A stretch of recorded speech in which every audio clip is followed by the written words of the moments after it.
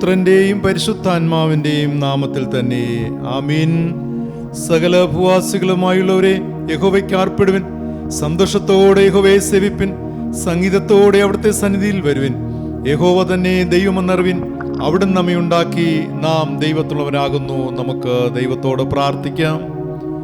സകല ചരാചരങ്ങളുടെ സൃഷ്ടിതാവും ജീവന്റെ പരിപാലകനും തിരുകൃപയാൽ ഞങ്ങൾ അനുദിനം കാത്തുപരിപാലിച്ചു വഴി നടത്തുകയും ചെയ്യുന്ന സ്വർഗീയ പിതാവാം ഞങ്ങളുടെ നല്ല ദൈവമേ, അനുഗ്രഹിക്കപ്പെട്ട ഈ നല്ല പ്രഭാതവേളയ്ക്കായി നന്ദി നിറഞ്ഞ ഹൃദയത്തോടെ പിതാവേ അങ്ങ് ഞങ്ങൾ സ്തുതിക്കുന്നു, സ്തോത്രം ചെയ്യുന്നു.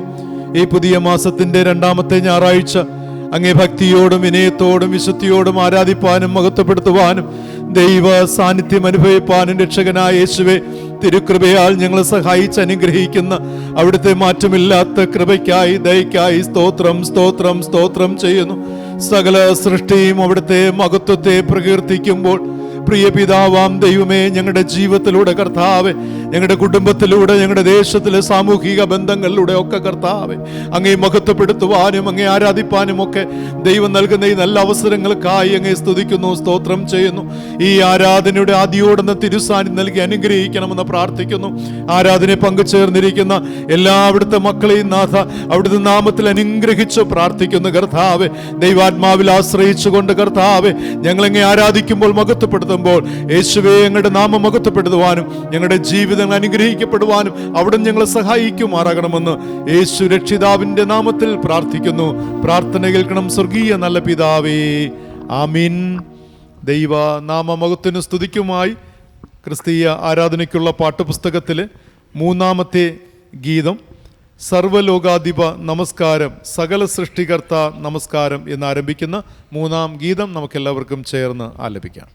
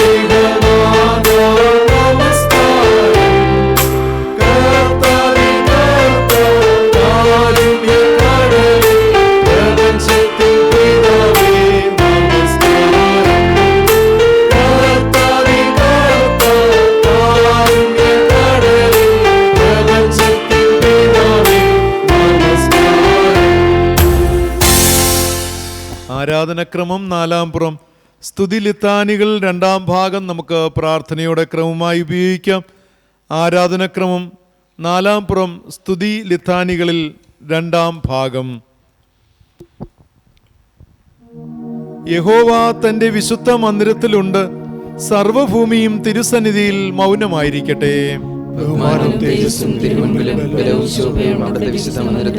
ഞാനും അങ്ങയുടെ കൃപയുടെ ബഹുത്വത്താൽ അങ്ങയുടെ ആലയത്തിലേക്ക് പ്രവേശിക്കും. അങ്ങയുടെ വിശുദ്ധ മന്ദിരത്തിന് നേരെ അങ്ങയിലുള്ള ഭക്തിയോടെ ആരാധിക്കും.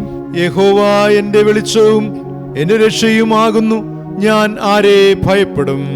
യഹോവ എന്റെ ജീവന്റെ ബലം, ഞാൻ ആരെ പേടിക്കും? അവിടുന്ന് നമ്മുടെ പാപങ്ങൾക്കൊത്തവണ്ണം നമ്മോട് ചെയ്യുന്നില്ല, നമ്മുടെ അകൃത്യങ്ങൾക്കൊത്തവണ്ണം നമ്മോട് പകരം ചെയ്യുന്നതുമില്ല. ആകാശം ഭൂമിക്ക് മീതെ ഉയർന്നിരിക്കുന്നത് പോലെ അവിടുത്തെ ദയ തന്റെ ഭക്തന്മാരോട് വലുതായിരിക്കുന്നു. യഹോവ എനിക്ക് ചെയ്ത സകല ഉപകാരങ്ങൾക്കും ഞാൻ എന്ത് പകരം കൊടുക്കും? ഞാൻ രക്ഷയുടെ പാനപാത്രം എടുത്ത് യഹോവയുടെ നാമം വിളിച്ചപേക്ഷിക്കും. ദൈവമേ, എന്നെ ശോധന ചെയ്ത് എന്റെ ഹൃദയത്തെ അറിയണമേ, എന്നെ പരീക്ഷിച്ച് എന്റെ നിലവുകളെ അറിയണമേ. വ്യസനത്തിനുള്ള മാർഗം എന്നിലുണ്ടോ നോക്കി ശാശ്വത മാർഗത്തിൽ എന്നെ നടത്തണമേ. കർത്താവേ, എന്റെ അധരങ്ങൾ തുറക്കണമേ, എന്നാൽ എന്റെ വായ് അങ്ങയുടെ സ്തുതിയെ വർണ്ണിക്കും.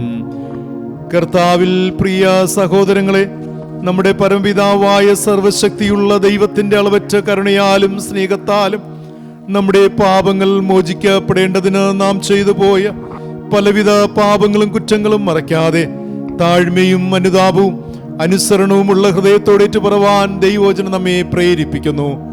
ആയതുകൊണ്ട് നമുക്കെല്ലാവർക്കും വിശുദ്ധ ഹൃദയത്തോടും വിനയ ശബ്ദത്തോടും സ്വർഗീയ കൃപാസന സന്നിധിയിൽ മുട്ടുകുത്തി നമ്മുടെ പാപങ്ങൾ ഏറ്റുപറയാം, നമ്മുടെ ദൈവത്തോട് പ്രാർത്ഥിക്കാം. അനുതാപ ഹൃദയത്തോടുകൂടെ ദൈവത്തിന്റെ അടുക്കലോളം നമുക്ക് ചെല്ലാം. ഏറ്റവും ധന്യമായ ഈ പ്രഭാത വേളയിൽ കഴിഞ്ഞ ഒരാഴ്ചക്കാലം നമ്മുടെ ജീവിതത്തിൽ വന്നു പോയിട്ടുള്ള എല്ലാ കുറവുകളെയും പിഴവുകളെയും ദൈവമുമ്പാകെ ഏറ്റുപറഞ്ഞുപേക്ഷിച്ച് കർത്താവ് നൽകുന്ന പാപക്ഷമയ്ക്കായി ദൈവത്തിന്റെ അടുക്കലോളം നമുക്ക് ചെല്ലാം. വിശുദ്ധി കൂടാതെ ദൈവത്തെ പ്രസാദിപ്പിക്കുക അസാധ്യമെന്ന് തിരുവെഴുത്തുകളിലൂടെ നാം മനസ്സിലാക്കുമ്പോൾ വിശുദ്ധിയും നിർമ്മല ഹൃദയവും പ്രാപിച്ചെടുക്കുവാനായി കുഞ്ഞാടിന്റെ രക്തത്താൽ നമ്മുടെ ജീവിതം കഴുകപ്പെടുവാൻ, നമ്മുടെ ഭവനത്തിൽ ശുദ്ധീകരണം പ്രാപിപ്പാൻ ദൈവ സാന്നിധ്യത്തിനായി ദൈവത്തിന്റെ അടുക്കലോളം നമുക്ക് ചെല്ലാം. അപ്പാ, ഞാൻ നിന്നോടും സ്വർഗത്തോടും പാപം ചെയ്തിരിക്കുന്നു, ഇനി നിന്റെ മകനെന്ന് വിളിപ്പാൻ ഞാൻ യോഗ്യനല്ല എന്ന സ്വീകാരത്തോടുകൂടെ ദൈവത്തിന്റെ അടുക്കലോളം നമുക്ക് ചെല്ലാം. ഹൃദയനുറുക്കത്തോടെ പാപങ്ങൾ ഏറ്റുപറഞ്ഞ് ഉപേക്ഷിച്ച് ദൈവത്തിന്റെ അടുക്കലോളം കടന്നു വരുന്ന മക്കൾക്ക് പാപമോചനമുണ്ട്. പാപങ്ങളെ ക്ഷമിക്കുന്ന കർത്താവിനെയാകും നാം ആരാധിക്കുന്നത്. ആ ദൈവത്തിന്റെ സന്നിധിയിൽ നമ്മെ ഏറ്റവും വിനയപൂർവ്വം സമർപ്പിക്കാമോ? അറിഞ്ഞും അറിയാതെയും ജീവിതത്തിൽ നിന്ന് വന്നുപോയിട്ടുള്ള എല്ലാ തെറ്റുകളെയും കുറ്റങ്ങളെയും ഓർത്ത് അനുതാപ ഹൃദയത്തോടെ മൗനമായി അല്പസമയം നമുക്ക് ദൈവത്തോട് പ്രാർത്ഥിക്കാം.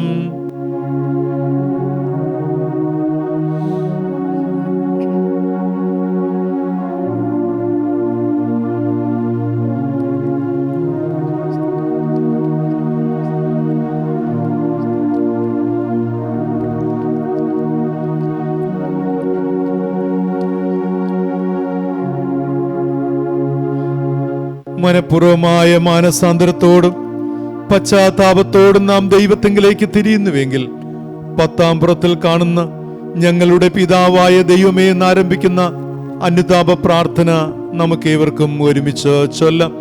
10-ാം പുറം. ഞങ്ങളുടെ പിതാവായ ദൈവമേ, വാക്കിലും പ്രവൃത്തിയിലും വിചാരത്തിലും ഞങ്ങൾ അങ്ങേക്ക് വിരുദ്ധമായി പാപം ചെയ്തിരിക്കുന്നു.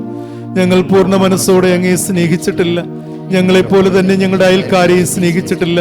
ഞങ്ങളോട് കരുണയുണ്ടാകണമേ, ഞങ്ങളുടെ പാപം മാറ്റി ഞങ്ങളെ ശുദ്ധീകരിക്കണമേ, ഞങ്ങളുടെ സകല കുറ്റങ്ങളിൽ നിന്നും ഞങ്ങളെ രക്ഷിക്കണമേ. ഞങ്ങളുടെ കർത്താവായ യേശുക്രിസ്തു മൂലം ഞങ്ങളുടെ പ്രാർത്ഥന കേൾക്കണമേ. ആമീൻ. സർവശക്തനും കരുണയുള്ളതുമായ കർത്താവ് പാപമോചനവും മാപ്പും ജീവിതം പുതുക്കുള്ള അവസരവും പരിശുദ്ധാത്മാവിന്റെ കൃപയും ആശ്വാസവും നിങ്ങൾക്ക് നൽകുമാറാകട്ടെ. ആമീൻ. നമ്മെ തന്നെ ദൈവകരങ്ങൾ പൂർണ്ണമായി സമർപ്പിക്കാം. ഏറ്റവും അനുഗ്രഹിക്കപ്പെട്ട മനോഹരമായ പ്രഭാതവേളയിൽ കർത്താവ് ചെയ്ത എല്ലാ ഉപകാരങ്ങൾക്കായി നന്ദി നിറഞ്ഞ ഹൃദയത്തോടെ നമുക്ക് ദൈവത്തെ സ്തുതിക്കാം, സ്തോത്രം ചെയ്യാം. കർത്താവ് മഹോന്നതനാകുന്നു. ആരിലും ഉന്നതനായ ദൈവം, ഉന്നതനായ ദൈവത്തിന്റെ സന്നിധിയിൽ നമ്മെ തന്നെ പൂർണ്ണമായി സമർപ്പിച്ചുകൊണ്ട് കർത്താവെ, അടിയങ്ങളെ ജീവനോട് അങ്ങ് കാത്തു പരിപാലിച്ചല്ലോ. അനേകർ രോഗത്താലും ഭാരത്താലും പ്രയാസത്താലും മറ്റു വിവിധ പ്രശ്നങ്ങളിലൂടെ കടന്നുപോയപ്പോൾ ദൈവം ഞങ്ങളെ നടത്തിയ വിധങ്ങൾ ഞങ്ങളെക്കാളും എത്രയോ ശ്രേഷ്ഠ ഈ ലോകത്ത് വിട്ട് കടന്നു പോയപ്പോൾ നമ്മെ കരുതിയ ദൈവത്തിന്റെ സ്നേഹം, നമ്മെ പരിപാലിച്ച വിധങ്ങൾ ആയതിലേക്കായി നമുക്ക് ദൈവത്തിന് സ്തോത്രം കരേറ്റാം. യേശുവേ നന്ദി എന്ന് ഈ പ്രഭാതത്തിൽ നമുക്ക് യേശുവിനോട് പറയാം. നമ്മുടെ അന്തരംഗത്തിൽ നിന്നും കഴിക്കുന്ന ഓരോ സ്തുതികളും സ്തോത്രങ്ങളും ഒക്കെ സ്വർഗത്തിലെ പിതാവ് അംഗീകരിച്ച് നമ്മെ അനുഗ്രഹിക്കുന്ന ദൈവമാകുന്നു. ആ ദൈവത്തിന്റെ സന്നിധി നമ്മെ പൂർണ്ണമായി സമർപ്പിച്ചോ സ്തുതി സ്തോത്രങ്ങൾ അർപ്പിക്കാം. അതോടൊപ്പം തന്നെ നമ്മുടെ എല്ലാ ആവശ്യങ്ങളും ദൈവത്തോട് നമുക്ക് പറയാം. നമ്മുടെ കുടുംബത്തിലെ, വ്യക്തിപരമായ ജീവിതത്തിലെ, ഉപജീവന മാർഗങ്ങളിലെ, സാമൂഹിക ജീവിതത്തിലെ നമ്മുടെ വിവിധ ആവശ്യങ്ങൾ നമ്മുടെ ദൈവത്തോട് നമുക്ക് പറയാം. മധ്യസ്ഥ പ്രാർത്ഥനയിലൂടെ നമ്മുടെ എല്ലാ വിഷയങ്ങളും ദൈവത്തിന്റെ കരത്തിൽ സമർപ്പിക്കാം. ദൈവത്തോട് നമുക്ക് പ്രാർത്ഥിക്കാം.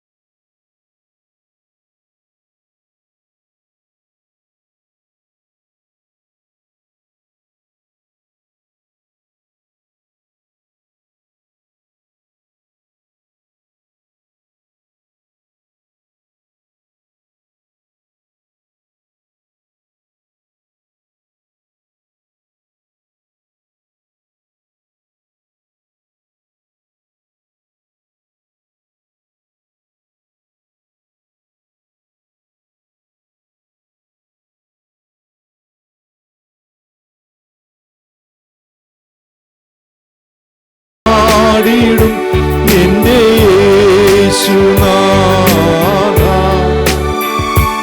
എനിക്കായി നീ ചെയ്തൊരു നന്മയ്ക്കും എന്നും നന്ദി ചൊല്ലുന്നു ഞാൻ.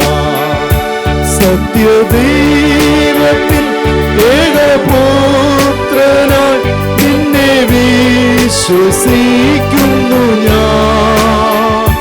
സത്യദൈവത്തിൽ ഏകപുത്രനായി നിന്നിൽ വിശ്വസിക്കുന്നു ഞാൻ.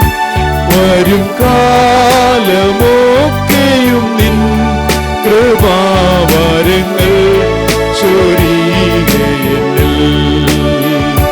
വരും കാലമൊക്കെയും നിൻ കൃപാവരങ്ങൾ ചൊരിയുകയെന്നിൽ.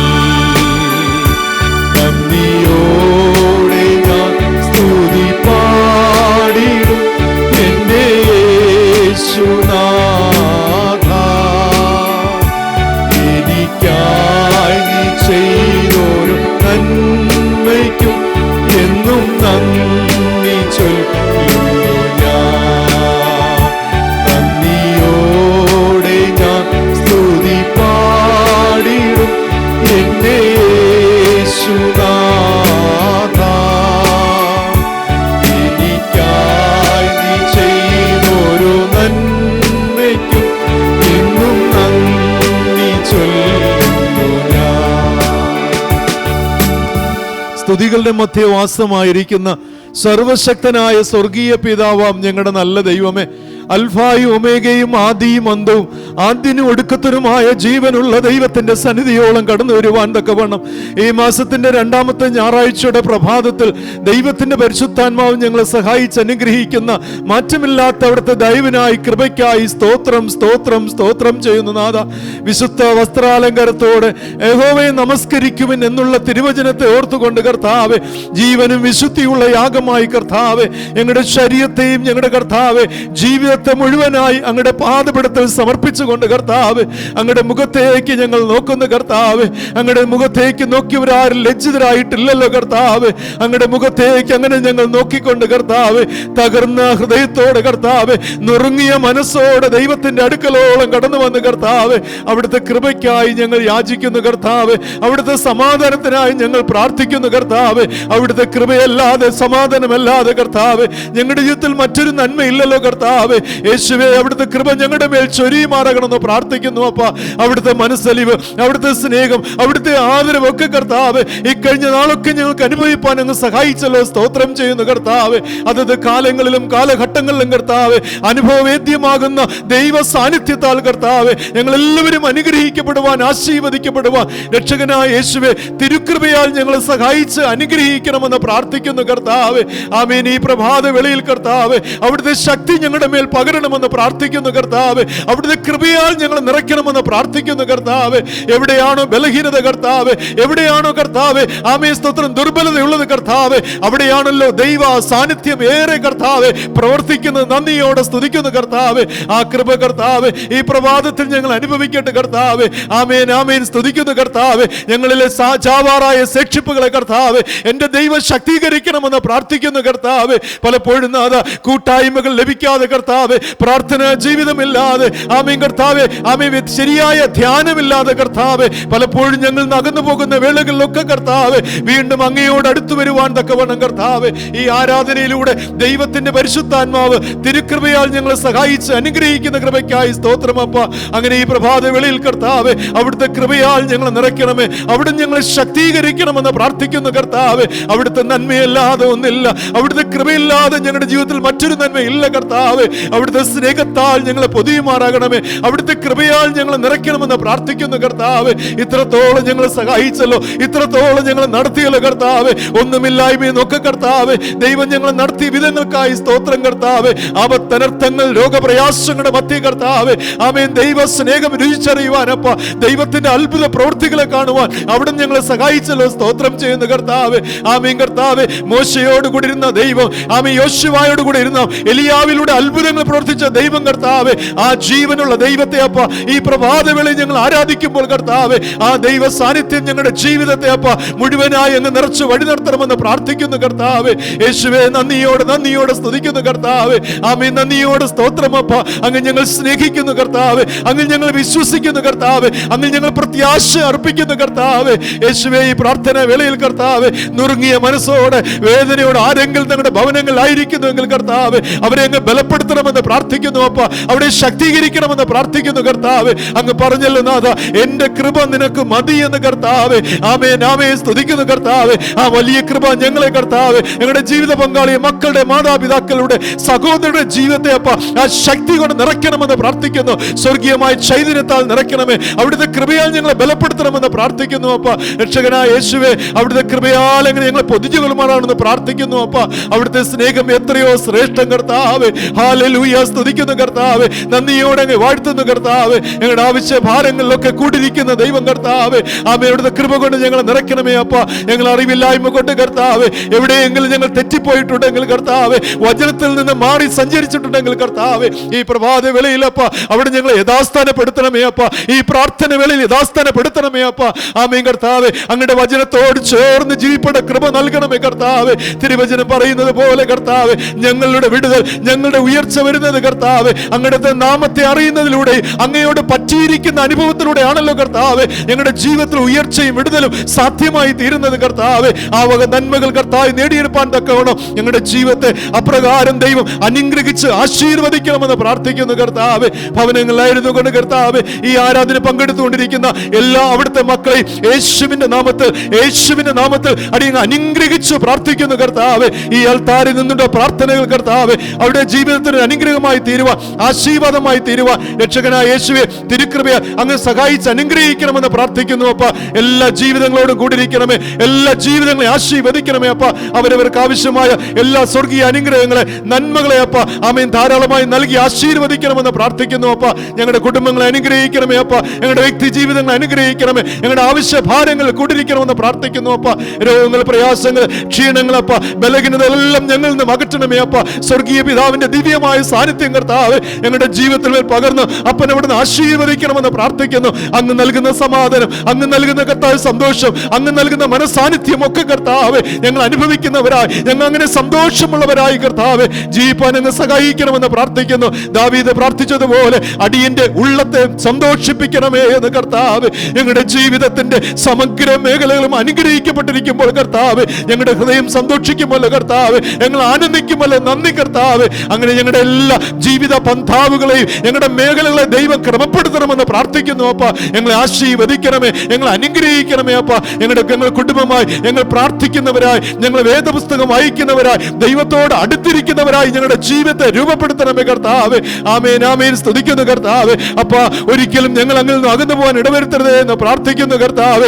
ഏതൊരു പ്രതിസന്ധിയുടെ കാലഘട്ടത്തും ഏതൊരു വേദനകളുടെ മധ്യയിലും കർത്താവ് ഞാനും എന്റെ കുടുംബവുമോ ഞങ്ങൾ യഹോവയെ സേവിക്കുമെന്നുള്ള തീരുമാനത്തോട് കർത്താവ് ആമേൻ ആമേൻ കർത്താവ് ആമേൻ അങ്ങേ ആരാധിപ്പാനും അങ്ങേ പിൻപറ്റുമുള്ള കൃപ ദൈവം ഞങ്ങൾക്ക് നൽകണമെന്ന് പ്രാർത്ഥിക്കുന്നു കർത്താവ്. യേശുവേ നന്ദിയോടെ സ്തുതിക്കുന്നു അപ്പ. അങ്ങനെ ഞങ്ങളുടെ ജീവിതങ്ങളോട് കൂടിയിരിക്കണമേ അപ്പ. ആമേൻ കർത്താവ്. ഞങ്ങളുടെ കുറവുകളൊക്കെ നീക്കി തരണമേ കർത്താവ്. ആമേൻ. ഫിലിപ്പിയർക്കെഴുതിയ ലേഖനത്തിൽ ഞങ്ങൾ വായിക്കുന്നത് പോലെ എന്റെ ദൈവമോ നിങ്ങളുടെ ബുദ്ധിമുട്ടുകളൊക്കെ തന്റെ മഹത്വത്തിന്റെ ധനത്തിനൊത്തവണ്ണം പൂർണ്ണമായി തീർത്തു തരുമെന്നുള്ള വേദവചനത്തിലൂടെ കർത്താവ് ഞങ്ങളുടെ ജീവിതത്തെ ബലപ്പെടുത്തി അപ്പൻ ശക്തീകരിക്കണമെന്ന് പ്രാർത്ഥിക്കുന്നു. അവിടുത്തെ കൃപ കൊണ്ട് പൊതിയണമെന്ന് പ്രാർത്ഥിക്കുന്നു കർത്താവ്. നന്ദിയോടെ സ്തുതിക്കുന്നു കർത്താവ്. അവിടുത്തെ സ്നേഹം മതി നാഥ, അവിടുത്തെ കൃപ മതി കർത്താവ്. അവസാനത്തോളം ഞങ്ങൾ വഴി നടത്തണമേ അപ്പ. ഞങ്ങളുടെ ജീവിത പങ്കാളിയെ അനുഗ്രഹിക്കണമേ, ഞങ്ങളുടെ മക്കളെ ആശീർവദിക്കണമേ, മാതാപിതാക്കൾ സഹോദരങ്ങളെ അപ്പൻ ആശീർവദിക്കണമെന്ന് പ്രാർത്ഥിക്കുന്നു അപ്പ. പഠിക്കുന്ന ഞങ്ങളുടെ മക്കളോട് ദൈവത്തിന്റെ കൃപ കൂട്ടിരിക്കട്ടെ കർത്താവ്. ഒരിക്കലും അവർ ദൈവസന്നിധിയിൽ നിന്ന് അകന്നു പോകാതെ വേണം കർത്താവ്. ദൈവത്തോട് കൂടുതൽ ചേരുന്ന മക്കളായി കർത്താവ്. ഈ ലോകത്തിലപ്പ ഒരുപാട് കർത്താവ് ശാസ്ത്രം കർത്താവ് അതിന്റെ ഉന്നത ഘട്ടങ്ങളിൽ എത്തി നിൽക്കുമ്പോൾ ഞങ്ങളുടെ മക്കൾ കർത്താവ് ആമേ വഴിതെറ്റി പോകാതെ വേണം കർത്താവ് ആമേ ദൈവത്തോട് ചേർന്ന് നിൽക്കുവാൻ അവരെ ബലപ്പെടുത്തി ശക്തീകരിക്കണമേ അപ്പ. ഒരു ഉത്ബോധം ദൈവം നൽകണമേ അപ്പ. ഒരു പോസിറ്റീവ് എനർജി കർത്താവ്, ഒരു ദൈവ സാന്നിധ്യം കർത്താവ് ഞങ്ങളുടെ മക്കളുടെ മേലും ഞങ്ങളുടെ പ്രിയപ്പെട്ടവരുടെ മേലും ദൈവം പകരണമേ കർത്താവ്. ആത്മീയമായ ആ ശക്തി, ആ ചൂട് കർത്താവ് എപ്പോഴും അപ്പ നിന്റെ മക്കളെ ഭരിച്ചു വഴി നടത്തുമാറാകണമെന്ന് പ്രാർത്ഥിക്കുന്നു അപ്പ. അവിടുത്തെ കൃപ കൊണ്ട് നിറച്ചാട്ട്, അവിടുത്തെ ശക്തി കൊണ്ട് നിറയ്ക്കണമേ, ദൈവ സാന്നിധ്യത്താൽ നിറയുവാൻ അങ്ങ് സഹായിക്കണമെന്ന് പ്രാർത്ഥിക്കുന്നു അപ്പ. അവിടുത്തെ കൃപ കൊണ്ട് പൊതിഞ്ഞാട്ട് കർത്താവ് ഞങ്ങളുടെ കാർഷിക വിളകളെ അനുഗ്രഹിക്കണമേ, ഞങ്ങളുടെ മൃഗസമ്പത്തിനെ അനുഗ്രഹിക്കണമേ കർത്താവ്. ആമേ ഉപജീവന മാർഗങ്ങളോട് കൂടിയിരിക്കണമേ അപ്പ. ആമേ കർത്താവ് പണികളില്ലാതിരിക്കുന്നവരുണ്ട് കർത്താവ്, ദൈവം അവരെ സഹായിക്കണമേ. തക്ക സമയത്ത് എന്റെ ദൈവം നിന്റെ മക്കൾക്ക് വേണ്ടി പ്രവർത്തിക്കണമെന്ന് പ്രാർത്ഥിക്കുന്നു കർത്താവ്. തടസ്സങ്ങളെല്ലാം നീക്കി, സാമ്പത്തിക ക്ലേശങ്ങൾ ഞെരുക്കങ്ങൾ ഒക്കെ നീക്കി കർത്താവ് ആമേൻ ആമേൻ. സ്തുതിക്കുന്നു കർത്താവ്. ദൈവത്തിന്റെ അത്ഭുത പ്രവൃത്തി വെളിപ്പെടുവാൻ തക്കവണ്ണം രക്ഷകനായ യേശുവപ്പന്റെ പൊന്നുകരം നിന്റെ മക്കളുടെ മേൽ വെച്ച് കർത്താവ് കൃപയോടെ കാത്തു പരിപാലിക്കണമേ. അവിടുത്തെ കൃപ മതി നാഥ, അവിടുത്തെ സ്നേഹം മതി കർത്താവ്. അവിടുത്തെ കൃപയും സ്നേഹമല്ലാതെ മറ്റൊന്നുമില്ലല്ലോ കർത്താവ്. ആമേൻ ആമേൻ. സ്തുതിക്കുന്നു കർത്താവ്. അവിടുത്തെ കൃപ കൊണ്ട് പൊതിഞ്ഞാട്ട് എല്ലാവരെയും ആശീർവദിക്കണമേ അപ്പ. സർക്കാർ മേഖലയിൽ കർത്താവ് ജോലി ചെയ്യുന്ന നിന്റെ മക്കൾക്കായി പ്രാർത്ഥിക്കുന്നു അപ്പ. പോലീസ് അധികാരികൾക്കായി പ്രാർത്ഥിക്കുന്നു കർത്താവ്. ആമേൻ കർത്താവ്. മുഖ്യമന്ത്രിക്കായി സ്തോത്രം ചെയ്യുന്നു. MLA-മാർ MP-മാർക്കായി പ്രാർത്ഥിക്കുന്നു അപ്പ. ആമേൻ കർത്താവേ സ്തോത്രം അപ്പ. ആമേൻ വാർഡ് മെമ്പേഴ്സിനായി സ്തോത്രം ചെയ്യുന്നു കർത്താവ്. ആരോഗ്യ പ്രവർത്തകർക്കായി സ്തുതിക്കുന്നു. ഡോക്ടർമാർ, നഴ്സുമാർ കർത്താവ്, എഞ്ചിനീയർമാർ, വിവിധ വകുപ്പുകളെ കുറിച്ച് മേധാവിത്വം നൽകുന്ന എല്ലാവരെയും യേശുവിന്റെ നാമത്തിൽ അനുഗ്രഹിച്ച് പ്രാർത്ഥിക്കുന്നു അപ്പ. വിദേശ രാജ്യങ്ങളായിരിക്കുന്ന ഞങ്ങളുടെ പ്രിയപ്പെട്ടവർക്ക് വേണ്ടി പ്രാർത്ഥിക്കുന്നു കർത്താവ്. കൃപയോടെ സൂക്ഷിക്കണമേ ഈ പകർച്ചവ്യാധിയുടെ കാലഘട്ടത്തിൽ കർത്താവ്. ഒരു ദോഷവും എടുക്കാതെ ക്രൂശിന്റെ നിഴൽ കർത്താവ് ആമേ കുഞ്ഞാടിന്റെ രക്തം നിന്റെ മക്കളുടെ മേൽ തളിക്കപ്പെടുവാൻ തക്കവണ്ണം യേശുവപ്പന്റെ പൊന്നുകരം നിന്റെ മക്കളെ മൂടി മറച്ചുകൊണ്ടെന്ന് പ്രാർത്ഥിക്കുന്നു കർത്താവ്. സകല അനർത്ഥങ്ങൾ വിടുവിക്കണമേ, പ്രതിസന്ധികൾ വിടുവിക്കണമേ. രക്ഷകനായ യേശുവിന്റെ പൊന്നുകരം കർത്താവ് നിന്റെ മക്കളുടെ മേൽ പകർന്ന് അപ്പനെ അവിടുന്ന് ആശീർവദിക്കണമെന്ന് പ്രാർത്ഥിക്കുന്നു കർത്താവ്. എല്ലാവരെയും കർത്താവ് അവിടുന്ന് കൃപ കൊണ്ട് പൊതിയണമേ കർത്താവ്. ആമേ അവിടുത്തെ തങ്കച്ചിറോടി മേൽ കർത്താവ് വഹിച്ചുകൊള്ളണമെന്ന് പ്രാർത്ഥിക്കുന്നു കർത്താവ്. നന്ദിയോടെ സ്തുതിക്കുന്നു കർത്താവ്. ഞാൻ നിങ്ങളെ ഒരു നാൾ കൈവിടുകയില്ല, ഉപേക്ഷിക്കുന്ന അള്ളിച്ച ക്രിസ്തുനാഥന്റെ കരമപ്പ. എല്ലാ യാത്രകളും പ്രവർത്തനം കൂടിരുന്ന വഴി നടത്തണമെന്ന് പ്രാർത്ഥിക്കുന്നു കർത്താവ്. കച്ചവടങ്ങൾ ചെയ്ത് ഉപജീവനം നടത്തുന്ന മക്കൾക്കായി പ്രാർത്ഥിക്കുന്നു അപ്പ. സ്ഥാപനങ്ങൾ നടത്തുന്ന മക്കൾക്കായി പ്രാർത്ഥിക്കുന്നു കർത്താവ്. നിന്റെ മക്കളോട് ദൈവകരം കൂടിരിക്കട്ടെ കർത്താവ്. ഒരു ഉപജീവനത്തിനായി കാത്തിരിക്കുന്ന മക്കളുണ്ട് കർത്താവ്, അവരെ ദൈവം സഹായിക്കണമേ കർത്താവ്. പരീക്ഷ എഴുതി കർത്താവ് റിസൾട്ടിനായി കാത്തിരിക്കുന്ന മക്കളുണ്ട് കർത്താവ്. PSC റാങ്ക് ഹോൾഡേഴ്സിനായി പ്രാർത്ഥിക്കുന്നു കർത്താവ്. നിന്റെ മക്കൾക്ക് തക്ക സമയത്ത് ദൈവത്തിന്റെ അത്ഭുത പ്രവൃത്തി വെളിപ്പെടട്ടെ കർത്താവ്. എനിക്ക് ഒരു ജോലി എന്ന് കാത്തു കർത്താവ് അവലോട് കാത്തിരിക്കുന്ന മക്കൾക്ക് എന്റെ ദൈവം ഒരു പുതിയ വാതിൽ നിന്റെ മക്കൾക്കായി തുറന്നു കൊടുക്കണമെന്ന് പ്രാർത്ഥിക്കുന്നു കർത്താവ്. ആരും അടയ്ക്കാതെ വേണം ഞങ്ങൾക്കായി തുറക്കട്ടെ തുറക്കപ്പെടുന്ന പുതിയ വാതിൽ കർത്താവേ, അതെല്ലാ ജീവിതങ്ങളും കാണുവാൻ തക്കവണ്ണം ദൈവത്തിന്റെ പരിശുദ്ധാത്മാവ് തിരുകൃപയാൽ സഹായിക്കണമെന്ന് പ്രാർത്ഥിക്കുന്നു കർത്താവേ. അങ്ങനെ അവിടുന്ന് ആശീർവദിക്കണമേ, ബലപ്പെടുത്തണമേ. വിവാഹത്തിനായി ഒരുങ്ങുന്ന മക്കൾക്കായി പ്രാർത്ഥിക്കുന്നു. നല്ല കുടുംബ ജീവിതങ്ങൾ നൽകണമേ. ഗർഭിണിയായിരിക്കുന്ന മക്കൾക്കായി പ്രാർത്ഥിക്കുന്നു അപ്പ. തക്ക സമയത്ത് സന്താന സൗഭാഗ്യങ്ങൾ നൽകി അവരെ ആശീർവദിക്കണമെന്ന് പ്രാർത്ഥിക്കുന്നു. കുഞ്ഞുങ്ങളില്ലാതെ ഭാരപ്പെടുന്ന ദമ്പതികളുണ്ട് കർത്താവേ, യേശുവിന്റെ നാമത്തിൽ അവരെ അനുഗ്രഹിച്ച് പ്രാർത്ഥിക്കുന്നു. ദൈവത്തിന്റെ അത്ഭുതങ്ങളെ കാണുവാൻ തക്കവണ്ണം അപ്പ സ്വർഗത്തിലെ കിളിവാതിലുകൾ തുറന്നപ്പ നിന്റെ മക്കളെ ആശീർവദിക്കണമെന്ന് പ്രാർത്ഥിക്കുന്നു അപ്പ. ലോണുകൾ അടയ്ക്കുവാൻ വഴിയില്ലാതെ ഭാരത്തിലും വിഷമത്തിലുമായിരിക്കുന്നുണ്ട്, അവരെയൊക്കെ ദൈവം സഹായിക്കണമേ അപ്പ. കർത്താവിന്റെ തിരുക്കരം നിന്റെ മക്കളോട് കൂടി ഇരിക്കട്ടെ കർത്താവേ. ഞങ്ങളുടെ കൊച്ചു കേരളത്തിനായി പ്രാർത്ഥിക്കുന്നു അപ്പ. ഞങ്ങളുടെ ഭാരതത്തിനായി സ്തോത്രം. ലോകരാഷ്ട്രങ്ങൾ ദൈവകരങ്ങൾ തരുന്നു കർത്താവേ. എല്ലാ രാജ്യങ്ങളും അവിടുത്തെ സമാധാനം നൽകണമേ അപ്പ. അവിടുത്തെ സമാധാന സന്ദേശം എല്ലാ രാജ്യങ്ങളിലും കർത്താവ് വസിക്കുന്ന ആമേൻ ജനഹൃദയങ്ങളിലേക്ക് പകരുമാറണമെന്ന് പ്രാർത്ഥിക്കുന്നു അപ്പ. മിഷണറി പ്രവർത്തനങ്ങളെ അനുഗ്രഹിക്കണമേ കർത്താവേ. ആമേൻ കർത്താവേ. കർത്താവിന്റെ വരവിന് മുമ്പ് കർത്താവേ ആമേൻ സ്തോത്രം. അനേകം പേർ അങ്ങയെക്കുറിച്ച് അറിയുവാനും അനേകം പേർ രക്ഷയുടെ അനുഭവത്തിലേക്ക് കടന്നു വരുവാൻ തക്കവണ്ണം ദൈവം സഹായിക്കണമേ. എല്ലാ അങ്ങയുടെ മക്കളുടെ മേലും ദൈവ സാന്നിധ്യം പറഞ്ഞ തിരുകൃപയാൽ അനുഗ്രഹിച്ച് ആശീർവദിച്ച് കൃപയെ ബലപ്പെടുത്തണമെന്ന് പ്രാർത്ഥിക്കുന്നു. നന്ദി കർത്താവേ. ആമേൻ കർത്താവേ. ഈ പകർച്ചവ്യാധി നോക്കെ കർത്താവേ ആമേൻ അടിയങ്ങളെയും കുടുംബങ്ങളെയൊക്കെ ദൈവം വിടുവിക്കണമേ, ആശീർവദിക്കണമെന്ന് പ്രാർത്ഥിക്കുന്നു കർത്താവേ. ആമേൻ ഞങ്ങൾക്ക് ലഭിക്കുന്ന ഓരോ പുതിയ പ്രഭാതങ്ങളും ദിനങ്ങളും കർത്താവേ കൂടുതൽ കർത്താവേ അങ്ങേക്ക് വേണ്ടി പ്രവർത്തിക്കുക, അങ്ങേക്ക് വേണ്ടി അധ്വാനിപ്പേണ്ട കൃപ ദൈവം നൽകണമേ അപ്പ. ഞങ്ങളുടെ പ്രവൃത്തികളിലൂടെ ഞങ്ങളുടെ ജീവിതങ്ങളിലൂടെ യേശുവിന്റെ നാമം പ്രകീർത്തിക്കപ്പെടുക, യേശുവിന്റെ നാമത്തെ ഉയർത്തി കാണിക്കുക. രക്ഷകനായ യേശു തിരുകൃപയാൽ ഞങ്ങളെ സഹായിച്ച് അനുഗ്രഹിക്കുമാറാകണമെന്ന് യേശു രക്ഷിതാവിന്റെ നാമത്തിൽ പ്രാർത്ഥിക്കുന്നു. പ്രാർത്ഥന കേൾക്കണം സ്വർഗീയ നല്ല പിതാവേ. ആമീൻ. സ്വർഗസ്ഥനായ ഞങ്ങളുടെ പിതാവേ, തിരുനാമം വിസ്തീയപ്പെടണമേ, തിരുരാജ്യം വരണമേ, തിരുവിഷ്ടം സ്വർഗത്തിലെ പോലെ ഭൂമിയിലുമാകണമേ. ഞങ്ങൾക്ക് ആവശ്യമുള്ള ആഹാരം തരണമേ. കടക്കാരോട് ഞങ്ങൾ ക്ഷമിച്ചിരിക്കുന്ന പോലെ ഞങ്ങളുടെ കടങ്ങളെയും ഞങ്ങളോട് ക്ഷമിക്കണമേ. ഞങ്ങളെ പരീക്ഷയെ കടത്താതെ സകല ദോഷങ്ങൾ വിടുവിക്കണമേ. രാജ്യവും ശക്തിയും മഹത്വവും ഇന്നും എന്നേക്കും അങ്ങേക്കുള്ളതല്ലോ. ആമീൻ. തുടർന്ന് നമുക്കെല്ലാവർക്കും ചേർന്ന് പാട്ടുപുസ്തകത്തിലെ 124 ഗീതം ആശിഷ മാരിയുണ്ടാകും ആനന്ദ വാഗ്ദത്തമേ മേൽ നിന്ന് രക്ഷകൻ നൽകും ആശ്വാസകാലങ്ങളെ എന്ന് ആരംഭിക്കുന്ന 124 ഗീതം ഏവർക്കും ചേർന്ന് ആലപിക്കാം.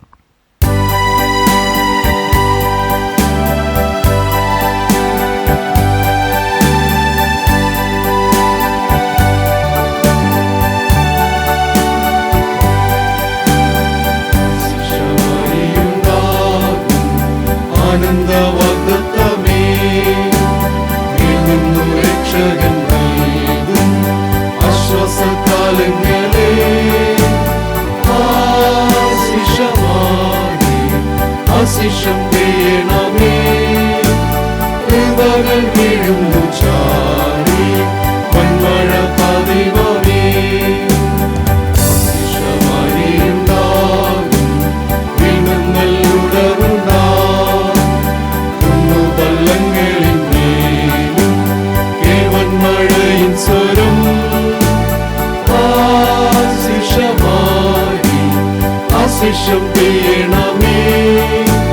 കൃപകൾ വീഴുന്നു ചാരി വൻമഴ പതിവമേ. ആശിഷമാരിയുണ്ടാകും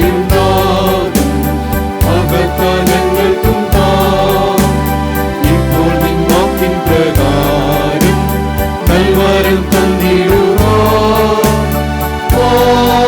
ആശിഷമായി ആശിഷം പെയ്യണമേ. കൃപകൾ വീഴുന്നു ചാരി വൻമഴ പതിവമേ. ആശിഷമാരിയുണ്ടാകും വിപ്രനം നിന്നു പെയ്യും പുത്രന്റെ പേരിൽ തന്നാലും ദൈവമേ നേരത്തിൽ. ആശിഷമായി ആശിഷം പെയ്യണമേ. കൃപകൾ വീഴുന്നു ചാരി വൻമഴ പതിവമേ. സങ്കീർത്തന പുസ്തകം 19 വാക്യ പ്രതിവാക്യമായി വായിക്കാം. ആകാശം ദൈവത്തിൻ്റെ മഹത്വത്തെ വർണ്ണിക്കുന്നു, ആകാശവിധാനം അവന്റെ കൈവേലയെ പ്രസിദ്ധമാക്കുന്നു. പകൽ പകലിന് വാക്കുപൊഴിക്കുന്നു, രാത്രി രാത്രിക്ക് അറിവ് കൊടുക്കുന്നു. ഭാഷണമില്ല, വാക്കുകളില്ല, ശബ്ദം കേൾപ്പാനുമില്ല. ഭൂമിയിലെല്ലായിടത്തും അതിന്റെ അളവുകളിലും ഭൂതലത്തിന്റെ അറ്റത്തോളം അതിന്റെ വചനങ്ങൾ ചെല്ലുന്നു. അവിടെ അവൻ സൂര്യനൊരു കൂടാരം അടിച്ചിരിക്കുന്നു. അത് മണവറയിൽ നിന്ന് പുറപ്പെടുന്ന മണവാളന് തുല്യം, വീരനെ പോലെ തന്റെ ഓട്ടമൊടുവാൻ സന്തോഷിക്കുന്നു. ആകാശത്തിന്റെ അറ്റത്തുനിന്ന് അതിന്റെ ഉദയവും അർദ്ധി വരെ അതിന്റെ അയനവും ആകുന്നു. അതിന്റെ ഉഷ്ണം ഏൽക്കാതെ മറിഞ്ഞിരിക്കുന്നത് ഒന്നുമില്ല. യഹോവയുടെ ന്യായപ്രമാണം തികവുള്ളത്, അത് പ്രാണനെ തണുപ്പിക്കുന്നു. യഹോവയുടെ സാക്ഷ്യം വിശ്വാസ്യമാകുന്നു, അത് അല്പബുദ്ധിയെ ജ്ഞാനിയാക്കുന്നു. യഹോവയുടെ ആജ്ഞകൾ നേരുള്ളവ, അവ ഹൃദയത്തെ സന്തോഷിപ്പിക്കുന്നു. യഹോവയുടെ കൽപ്പന നിർമ്മലമായത്, അത് കണ്ണുകളെ പ്രകാശിപ്പിക്കുന്നു. യഹോവ ഭക്തി നിർമ്മലമായത്, അത് എന്നേക്കും നിലനിൽക്കുന്നു. യഹോവയുടെ വിധികൾ സത്യമായവ, അവ ഒട്ടൊഴിയാതെ നീതിയുള്ളവയാകുന്നു. അവ പൊന്നിലും വളരെ തങ്കത്തിലും ആഗ്രഹിക്കത്തക്കവ, തേനിലും തേൻകട്ടയിലും മധുരമുള്ളവ. അടിയനും അവയാൽ പ്രബോധനം ലഭിക്കുന്നു, അവയെ പ്രമാണിക്കുന്നതിനാൽ വളരെ പ്രതിഫലമുണ്ട്. തന്റെ തെറ്റുകളെ ഗ്രഹിക്കുന്നവൻ ആർ? മറിഞ്ഞിരിക്കുന്ന തെറ്റുകളെ പോക്കി എന്നെ മോചിക്കണമേ. സ്വമേധാ പാപങ്ങളെ അകറ്റി അടിയനെ കാക്കണമേ. അവ എന്റെ മേൽ വാഴരുത്, എന്നാൽ ഞാൻ നിഷ്കളങ്കനും മഹാപാത രഹിതനും ആയിരിക്കും. എന്റെ പാറയും എന്റെ വീണ്ടെടുപ്പുകാരനുമായ യഹോവേ, എന്റെ വായിലെ വാക്കുകളും എന്റെ ഹൃദയത്തിലെ ധ്യാനവും നിനക്ക് പ്രസാദകരമായിരിക്കുമാറാകട്ടെ. ആമീൻ.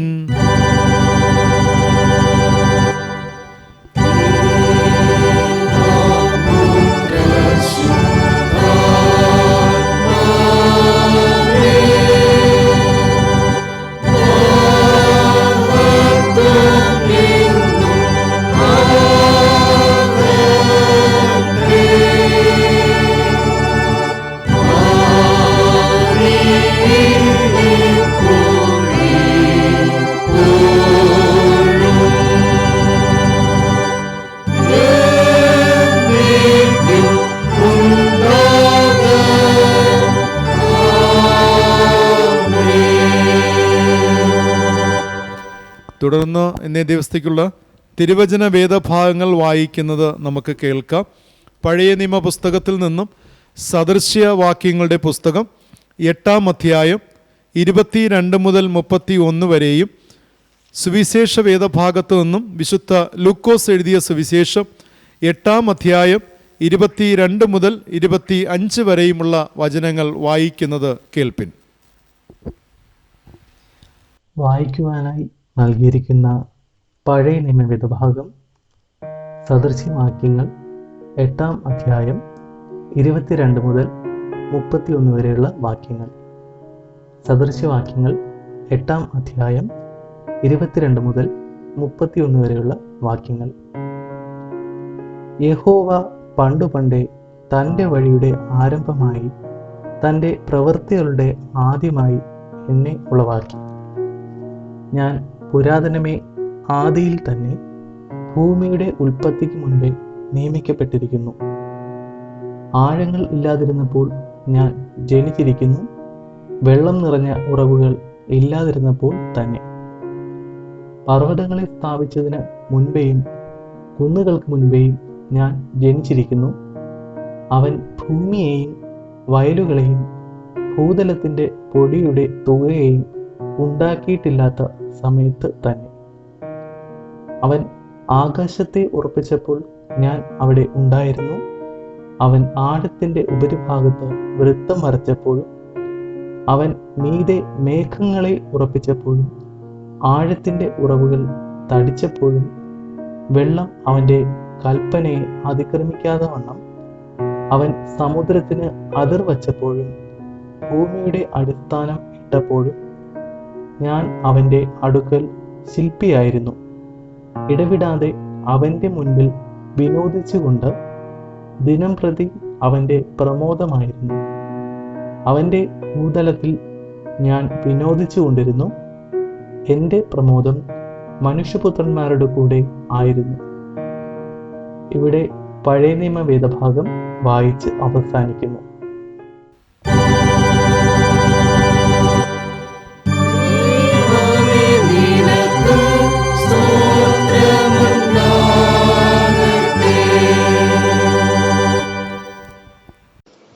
വായിക്കുവാനായി നൽകിയിരിക്കുന്ന സുവിശേഷ വേദഭാഗം വിശുദ്ധ ലൂക്കോസ് എഴുതിയ സുവിശേഷം 8-ാം അധ്യായം 22 മുതൽ 25 വരെയുള്ള വാക്യങ്ങൾ. വിശുദ്ധ ലൂക്കോസ് എഴുതിയ സുവിശേഷം 8-ാം അധ്യായം 22 മുതൽ 25 വരെയുള്ള വാക്യങ്ങൾ. ഒരു ദിവസം അവൻ ശിഷ്യന്മാരുമായി പടകിൽ കയറി, നാം തടാകത്തിന്റെ അക്കരെ പോക എന്ന് അവരോട് പറഞ്ഞു. അവർ നീക്കി ഓടുമ്പോൾ അവൻ ഉറങ്ങിപ്പോയി. തടാകത്തിൽ ഒരു ചുഴലിക്കാറ്റ് ഉണ്ടായി. പടകിൽ വെള്ളം നിറഞ്ഞിട്ട് അവർ പ്രാണഭയത്തിലായി അടുക്കൽ ചെന്നു. നാദാ നാദാ, ഞങ്ങൾ നശിച്ചു പോകുന്നു എന്ന് പറഞ്ഞ് അവനെ ഉണർത്തി. അവൻ എഴുന്നേറ്റ് കാറ്റിനെയും വെള്ളത്തിന്റെ കോപത്തെയും ശാസിച്ചു. അവ അമർന്നു, ശാന്തത ഉണ്ടായി. പിന്നെ അവരോട്, നിങ്ങളുടെ വിശ്വാസം എവിടെയെന്ന് പറഞ്ഞു. അവരോ ഭയപ്പെട്ടു. ഇവൻ ആർ? അവൻ കാറ്റിനോടും വെള്ളത്തോടും കൽപ്പിക്കുകയും അവ അനുസരിക്കുകയും ചെയ്യുന്നു എന്ന് തമ്മിൽ പറഞ്ഞ് ആശ്ചര്യപ്പെട്ടു. ഇവിടെ സുവിശേഷ വേദഭാഗം വായിച്ചവസാനിക്കുന്നു. ക്രിസ്തുവേ നിനക്ക് സ്തുതിയുണ്ടായിരിക്കട്ടെ. 22-ാം പുറത്തിലെ അപ്പോസ്തല വിശ്വാസ പ്രമാണം നമുക്ക് ഒരുമിച്ച് ചൊല്ലാം. 22-ാം പുറം. സർവശക്തിയുള്ള പിതാവായി ആകാശത്തെയും ഭൂമിയും സൃഷ്ടിച്ച ദൈവത്തിൽ ഞാൻ വിശ്വസിക്കുന്നു. ദൈവത്തിൻ്റെ ഏകപുത്രനായി നമ്മുടെ കർത്താവായ യേശു ക്രിസ്തുവിലും ഞാൻ വിശ്വസിക്കുന്നു. അവിടുന്ന് പരിശുദ്ധാത്മാവിനാൽ കന്യകമറിയിൽ ഉൽപ്പാദിപ്പെട്ട് ജനിച്ചു. പൊന്തിയോസ് പിലാത്തോസിന്റെ കീഴിൽ കഷ്ടപ്പെട്ടു, കുരിശിൽ തറയ്ക്കപ്പെട്ടു, മരിച്ചടക്കപ്പെട്ടു. അവിടുന്ന് മരിച്ചവരിലേക്ക് ഇറങ്ങി 3-ാം ദിവസം ഉയർത്തെഴുന്നേറ്റു. അവിടുന്ന് സ്വർഗത്തിലേക്ക് കയറി സർവശക്തിയുള്ള പിതാവായ ദൈവത്തിന്റെ വലത്ത ഭാഗത്തിരിക്കുന്നു. അവിടെ നിന്ന് ജീവനുള്ളവരെയും മരിച്ചവരെയും ന്യായവിധിപ്പാൻ വരികയും ചെയ്യും. പരിശുദ്ധാത്മാവിലും ഞാൻ വിശ്വസിക്കുന്നു. വിശുദ്ധ കാതോലിക്ക സഭയിലും വിശുദ്ധന്മാരുടെ സംസർഗത്തിലും പാപമോചനത്തിലും മരിച്ചവരുടെ പുനരുത്ഥാനത്തിലും നിത്യ ജീവനിൽ ഞാൻ വിശ്വസിക്കുന്നു. ആമീൻ. കണ്ണുകളടയ്ക്കാം, ദൈവത്തോട് പ്രാർത്ഥിക്കാം. ഞങ്ങളുടെ പാറയും വീണ്ടെടുപ്പുകാരനുമായ ഞങ്ങളുടെ കർത്താവേ, അടിന്റെ വായിലെ വാക്കുകളും ഞങ്ങളുടെ ഹൃദയത്തിലെ ധ്യാനവും ത്രിയേക ദൈവമേ അങ്ങേക്ക് പ്രസാദകരമായിരിക്കുമാറാകട്ടെ. ആമീൻ. ദൈവനാമം വാഴ്ത്തപ്പെടുമാറാകട്ടെ. ഏവർക്കും യേശുക്രിസ്തുവിൻ്റെ നിസ്തുല്യ നാമത്തിലുള്ള പ്രഭാത വന്ദനം. വളരെ അനുഗ്രഹിക്കപ്പെട്ട ഈ പുതിയ മാസത്തിൻ്റെ 2-ാമത്തെ ഞായറാഴ്ച ആരാധനയ്ക്കായി ഏവരെയും ഹാർദവുമായി സ്വാഗതം ചെയ്യുന്നു. കർത്താവ് നമ്മെ അനുഗ്രഹിക്കുമാറാകട്ടെ. പരിമിതികൾക്കുള്ളിൽ നിന്നുകൊണ്ട് ദൈവത്തെ ആരാധിപ്പാനും മഹത്വപ്പെടുത്തുവാനും നാം ആയിരിക്കുന്ന ഭവനങ്ങളിൽ സമയം വേർതിരിച്ച് കർത്താവിൻ്റെ പാദപിടത്തിൽ കുടുംബമായി ഇരിക്കുവാൻ ദൈവം നൽകിയ അവസരത്തെ ഓർത്ത് ദൈവത്തെ സ്തുതിക്കാം, സ്തോത്രം ചെയ്യാം. അതിന് നിങ്ങൾ കാണിക്കുന്ന മനസ്സിന് സർവശക്തനായ ദൈവം നിങ്ങളെ അനുഗ്രഹിച്ച് കാക്കുമാറാകട്ടെ. ഇന്നത്തെ ഞായറാഴ്ചയുടെ പ്രത്യേകത എന്ന് പറയുന്നത് പരിസ്ഥിതി ഞായറാഴ്ചയായിട്ടാണ് ലോകമെമ്പാടുമുള്ള ക്രൈസ്തവ സഭകൾ ഈ ദിവസത്തെ ആചരിച്ചു വരുന്നത്. അപ്പം അതുകൊണ്ട് തന്നെ നാം ഏവരും കഴിഞ്ഞ കാലങ്ങളിൽ അറിഞ്ഞിരിക്കുന്നത് പോലെ തന്നെ സകലത്തെയും സൃഷ്ടിച്ച ദൈവം, സൃഷ്ടിയിൽ നിന്നും ദൈവം ആഗ്രഹിക്കുന്നത് മഹത്വമാണ്, സ്തുതിയാണ്. സൃഷ്ടി ദൈവത്തെ മഹത്വപ്പെടുത്തുക എന്നതാണ്. ദൈവം സൃഷ്ടിച്ച ജീവജാലങ്ങളും പക്ഷിമൃഗാദികളും സമുദ്രം, വായു, ആകാശമണ്ഡലങ്ങൾ, സൂര്യൻ, ചന്ദ്രൻ, നക്ഷത്രങ്ങൾ, ഈ പ്രപഞ്ചമൊക്കെ ദൈവത്തിൻ്റെ മഹത്വത്തെ പ്രഘോഷിപ്പിക്കുമ്പോൾ, പ്രഖ്യാപിക്കപ്പെടുമ്പോൾ സൃഷ്ടിയുടെ മകുടമായ മനുഷ്യൻ ദൈവത്തെ എത്രത്തോളം മഹത്വപ്പെടുത്തേണ്ടിയിരിക്കുന്നു എന്നതാണ് ഈ പരിസ്ഥിതി ഞായറാഴ്ചയിൽ ദൈവത്തിൻ്റെ പരിശുദ്ധാത്മാവ് നമ്മെ ഓർപ്പിക്കുന്നത്. സകലവും ദൈവത്തെ മഹത്വപ്പെടുത്തുമ്പോൾ ദൈവം സൃഷ്ടിയുടെ മകുടമായ മനുഷ്യനെ ഒരു വലിയ ചുമതല ഏൽപ്പിച്ചിരിക്കുന്നു എന്നുള്ളതാണ്. എന്ത് ചുമതലയാണ് ദൈവം നമ്മെ ഏൽപ്പിച്ചിരിക്കുന്നത്? ഒറ്റ വാക്കിൽ പറഞ്ഞാൽ സകല സൃഷ്ടിയുടെയും കാര്യസ്ഥന്മാരായിട്ടാണ് ദൈവം മനുഷ്യനെ നിയോഗിച്ചാക്കിയിരിക്കുന്നത്. അങ്ങനെയെങ്കിൽ ഈ പ്രപഞ്ചത്തിൻ്റെ കാര്യസ്ഥന്മാരാണ് നാം എല്ലാവരും. നാം കാര്യസ്ഥന്മാരായിരിക്കുന്നത് കൊണ്ട് തന്നെ ഈ പ്രപഞ്ചത്തെ കാക്കുവാനും പരിപാലിക്കുവാനും അനുഭവിക്കുവാനും ഒക്കെയുള്ള മനോഹരമായ അവസരങ്ങളെ ദൈവം നമുക്ക് തന്നിരിക്കുന്നു എന്നുള്ളതാണ്. അപ്പം അതുകൊണ്ട് സൃഷ്ടിയെ പരിപാലിക്കുവാനും അതിനെ കാത്ത് സംരക്ഷിക്കുവാനും അതിലെ നല്ല നന്മകളെ അനുഭവിപ്പാനുമൊക്കെ ഈ ദിവസത്തെ നമുക്ക് വിനിയോഗിക്കാം. എപ്പോഴാണോ ഈ പ്രപഞ്ചത്തിലെ സകലത്തെയും നാം കാത്തു പരിപാലിക്കുന്നത്, അതിലൂടെ നാം ദൈവത്തിൻ്റെ നാമത്തെ മഹത്വപ്പെടുത്തുകയാണ് ചെയ്യുന്നത്. ഈ പരിസ്ഥിതി ഞായറാഴ്ച അപ്രകാരമുള്ള ഒരു തീരുമാനത്തിൽ, പ്രത്യേകിച്ചും പ്രപഞ്ചത്തിലെ സൃഷ്ടിയെ നശിപ്പിപ്പാനല്ല, അതിനെ കാപ്പാൻ, അതിനെ സംരക്ഷിക്കുവാൻ ദൈവം എന്നെ നിയോഗിച്ചിരിക്കുന്നു എന്ന ബോധ്യത്തോടുകൂടെ ജീവിതത്തിൽ നമുക്ക് മുന്നേറാം. ആ തീരുമാനത്തിൽ ജീവിപ്പാൻ ദൈവത്തിൻ്റെ പരിശുദ്ധാത്മാവ് നിങ്ങളെ സഹായിക്കുക തന്നെ ചെയ്യും. കഷ്ടതകളുടെ നടുവിൽ നാം പരിശ്രമിക്കുന്നവരായി തീരണമെന്നുള്ളതാണ്. കഷ്ടതകളില്ലാത്ത മനുഷ്യ ജീവിതമില്ല. ഏതൊരു മനുഷ്യൻ്റെ ജീവിതത്തിലും കഷ്ടതകൾ സർവ്വസാധാരണമാണ്. അങ്ങനെയെങ്കിൽ ഈ കഷ്ടതകൾ ജീവിതത്തിൽ നേരിടുമ്പോൾ, പ്രതിസന്ധികൾ ഏറെ കടന്നു വരുമ്പോൾ, അതിന് മധ്യേ നാം വിലപിക്കുന്നവരായിട്ടല്ല, നിരാശപ്പെടുന്നവരായിട്ടല്ല, നിരാലംബരായി തീരുന്നവരായിട്ടല്ല, പകരം തിരുവചനം നമ്മെ എല്ലാ കാലത്തും പ്രബോധിപ്പിക്കുന്നത് നിങ്ങൾ പരിശ്രമിക്കുന്നവരായി തീരണമെന്നുള്ളതാണ്. ഒരിക്കൽ ഒരു ഗ്രാമത്തിൽ ഒരു കർഷകൻ താമസിച്ചിരുന്നു. കർഷകന് സ്വന്തമായിട്ട് ഒരു കഴുത ഉണ്ടായിരുന്നു. നല്ല പ്രായം ചെന്ന കഴുതയായിരുന്നു. കർഷകൻ്റെ പുരയിടത്തിൽ തന്നെ ഒരു കിണറുണ്ടായിരുന്നു. ആ കിണറ്റിൽ ആണെങ്കിൽ വെള്ളമില്ല. മഴക്കാലത്ത് മാത്രമേ ആ കിണറ്റിൽ വെള്ളം ലഭ്യമാവുകയുള്ളൂ. ഒരിക്കൽ അബദ്ധവശാൽ ഈ പ്രായം ചെന്ന കഴുത, കർഷകൻ്റെ കഴുത, കിണറ്റിൽ വീഴുവാൻ ഇടയായി. കിണറ്റിൽ വീണ കഴുത വളരെ ഉച്ചത്തിൽ നിലവിളിക്കുവാൻ ആരംഭിച്ചു. ശബ്ദം കേട്ട് കർഷകനും ഭാര്യയും മക്കളും ഒക്കെ ഓടി വന്നു. കിണറ്റിൻ്റെ വക്കത്ത് നിന്നുകൊണ്ട് ആഴത്തിലേക്ക് നോക്കിയപ്പോൾ കഴുത വളരെ വേദന കൊണ്ട് ഉറക്കെ നിലവിളിക്കുകയാണ്. അദ്ദേഹം തനിക്കറിയാവുന്ന മാർഗമൊക്കെ ഉപയോഗിച്ച് നോക്കി. കഴുതയെ കിണറ്റിൽ നിന്നും പുറത്തു കൊണ്ടുവരുവാനായി സാധ്യമായില്ല. സ്നേഹിതന്മാരെ വിളിച്ചു, ഗ്രാമവാസികൾ വന്നു. എല്ലാവരും പരിശ്രമിക്കുവാൻ ആരംഭിച്ചു. പക്ഷേ കഴുതയെ പുറത്തു കൊണ്ടുവരുവാനായിട്ട് സാധിച്ചില്ല. എല്ലാവരും ഒരുമിച്ചിരുന്നു, ഒരു തീരുമാനമെടുത്തു.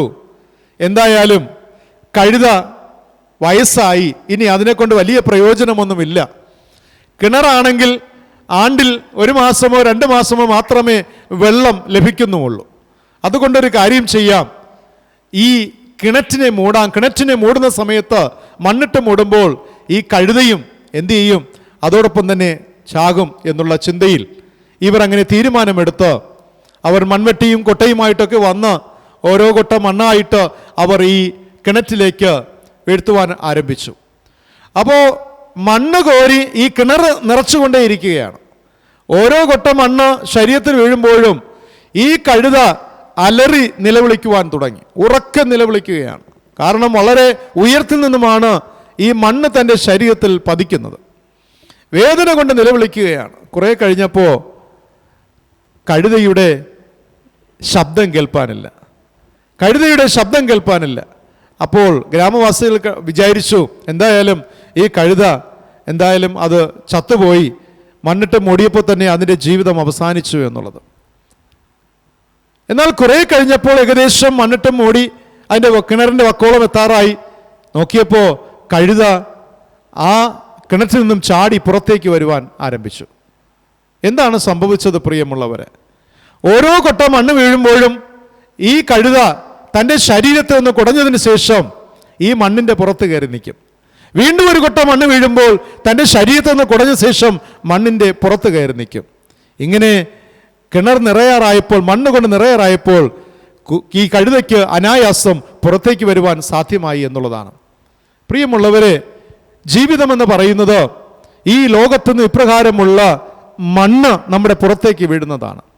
അത് കഷ്ടമാകാം, അനർത്ഥമാകാം, രോഗമാകാം, സാമ്പത്തിക ക്ലേശമാകാം, നിന്ദകളാകാം, പരിഹാസമാകാം, പെട്ടെന്നുണ്ടായ വേർപാടിൻ്റെ അനുഭവങ്ങളൊക്കെ ആകാം.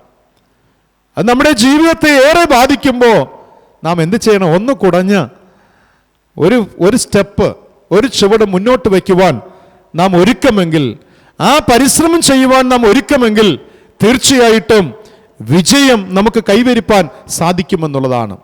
അതുകൊണ്ട് തന്നെ കഷ്ടതകളുടെ നടുവിൽ നാം പരിശ്രമിക്കുന്നവർ ആകണം എന്നുള്ളതാണ്.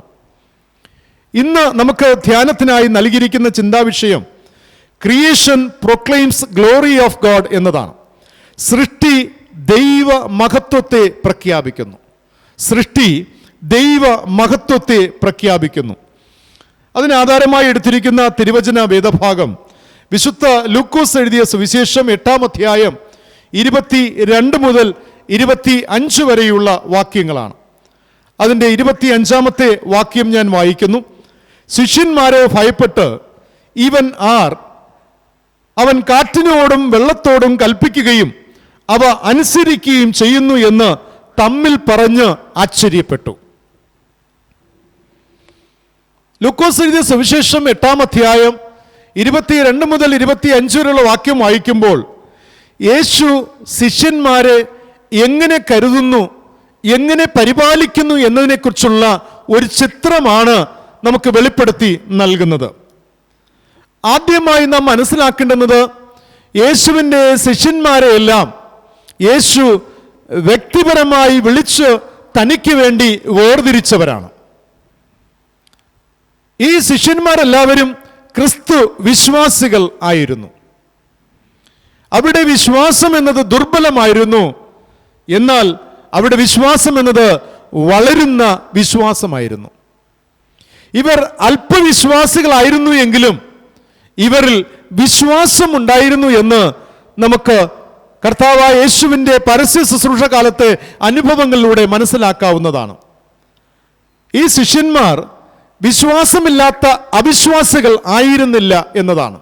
കാരണം പത്രോസ്, അന്ത്രയോസ്, യോഹന്നാൻ, മത്തായി, മറ്റു ശിഷ്യന്മാർ എന്നിവരെ യേശു ശക്തിയായി വിളിക്കുമ്പോൾ അവർ വിശ്വാസത്തോടെ പ്രതികരിക്കുന്നത് കാണുവാനായി സാധിക്കുന്നു. യേശു വിളിച്ചപ്പോൾ അവർ വളരെ പോസിറ്റീവായിട്ട് പ്രതികരിച്ചവരാണ്. അവരെല്ലാം വിട്ട് യേശുവിനെ പിൻപറ്റി യേശുവിൻ്റെ ഉപദേശത്തിൽ നിലകൊണ്ടവർ. അങ്ങനെയാണ് അവർ യേശുവിൻ്റെ ശിഷ്യന്മാരായി മാറിയത്. എല്ലാം വിട്ടിട്ട് യേശുവിൻ്റെ വിളിയെ അനുസരിച്ച് യേശുവിൻ്റെ പിന്നാലെ യേശുവിനെ അനുഗമിക്കുന്ന യഥാർത്ഥ ശിഷ്യന്മാരായി അവർ മാറ്റപ്പെടുകയാണ്. ഈ വേദപുസ്തക ഇന്ന് വായിച്ചു കേട്ട ഈ ഒരു വേദഭാഗത്തിൻ്റെ പശ്ചാത്തലം എന്ന് പറയുന്നത് ഒരു പ്രത്യേക ദിവസം പ്രഭാതത്തിൽ യേശു വളരെ നേരത്തെ തന്നെ ഉറക്കമെണീക്കുകയാണ്. നാം അതിനെക്കുറിച്ച് പഠിക്കുകയാണെങ്കിൽ ഏകദേശം രാവിലെ പ്രഭാതത്തിൽ 3 മണിക്ക് യേശു ഉറക്കമെണീക്കുകയാണ്. ഉറക്കമെണീറ്റ് 3 മുതൽ 4 മണിക്കൂർ വരെയുള്ള സമയം, ഏകദേശം 4ഓളം മണിക്കൂർ യേശു കർത്താവ് തനിച്ച് പ്രാർത്ഥനയിൽ ചെലവിടുകയാണ്. തൻ്റെ പകൽക്കാലത്തെ ശുശ്രൂഷയ്ക്ക് മുഴുവനും ശക്തി പകർന്നത് പ്രഭാതത്തിൽ എഴുന്നേറ്റ് പ്രാർത്ഥിച്ച പ്രാർത്ഥനയായിരുന്നു.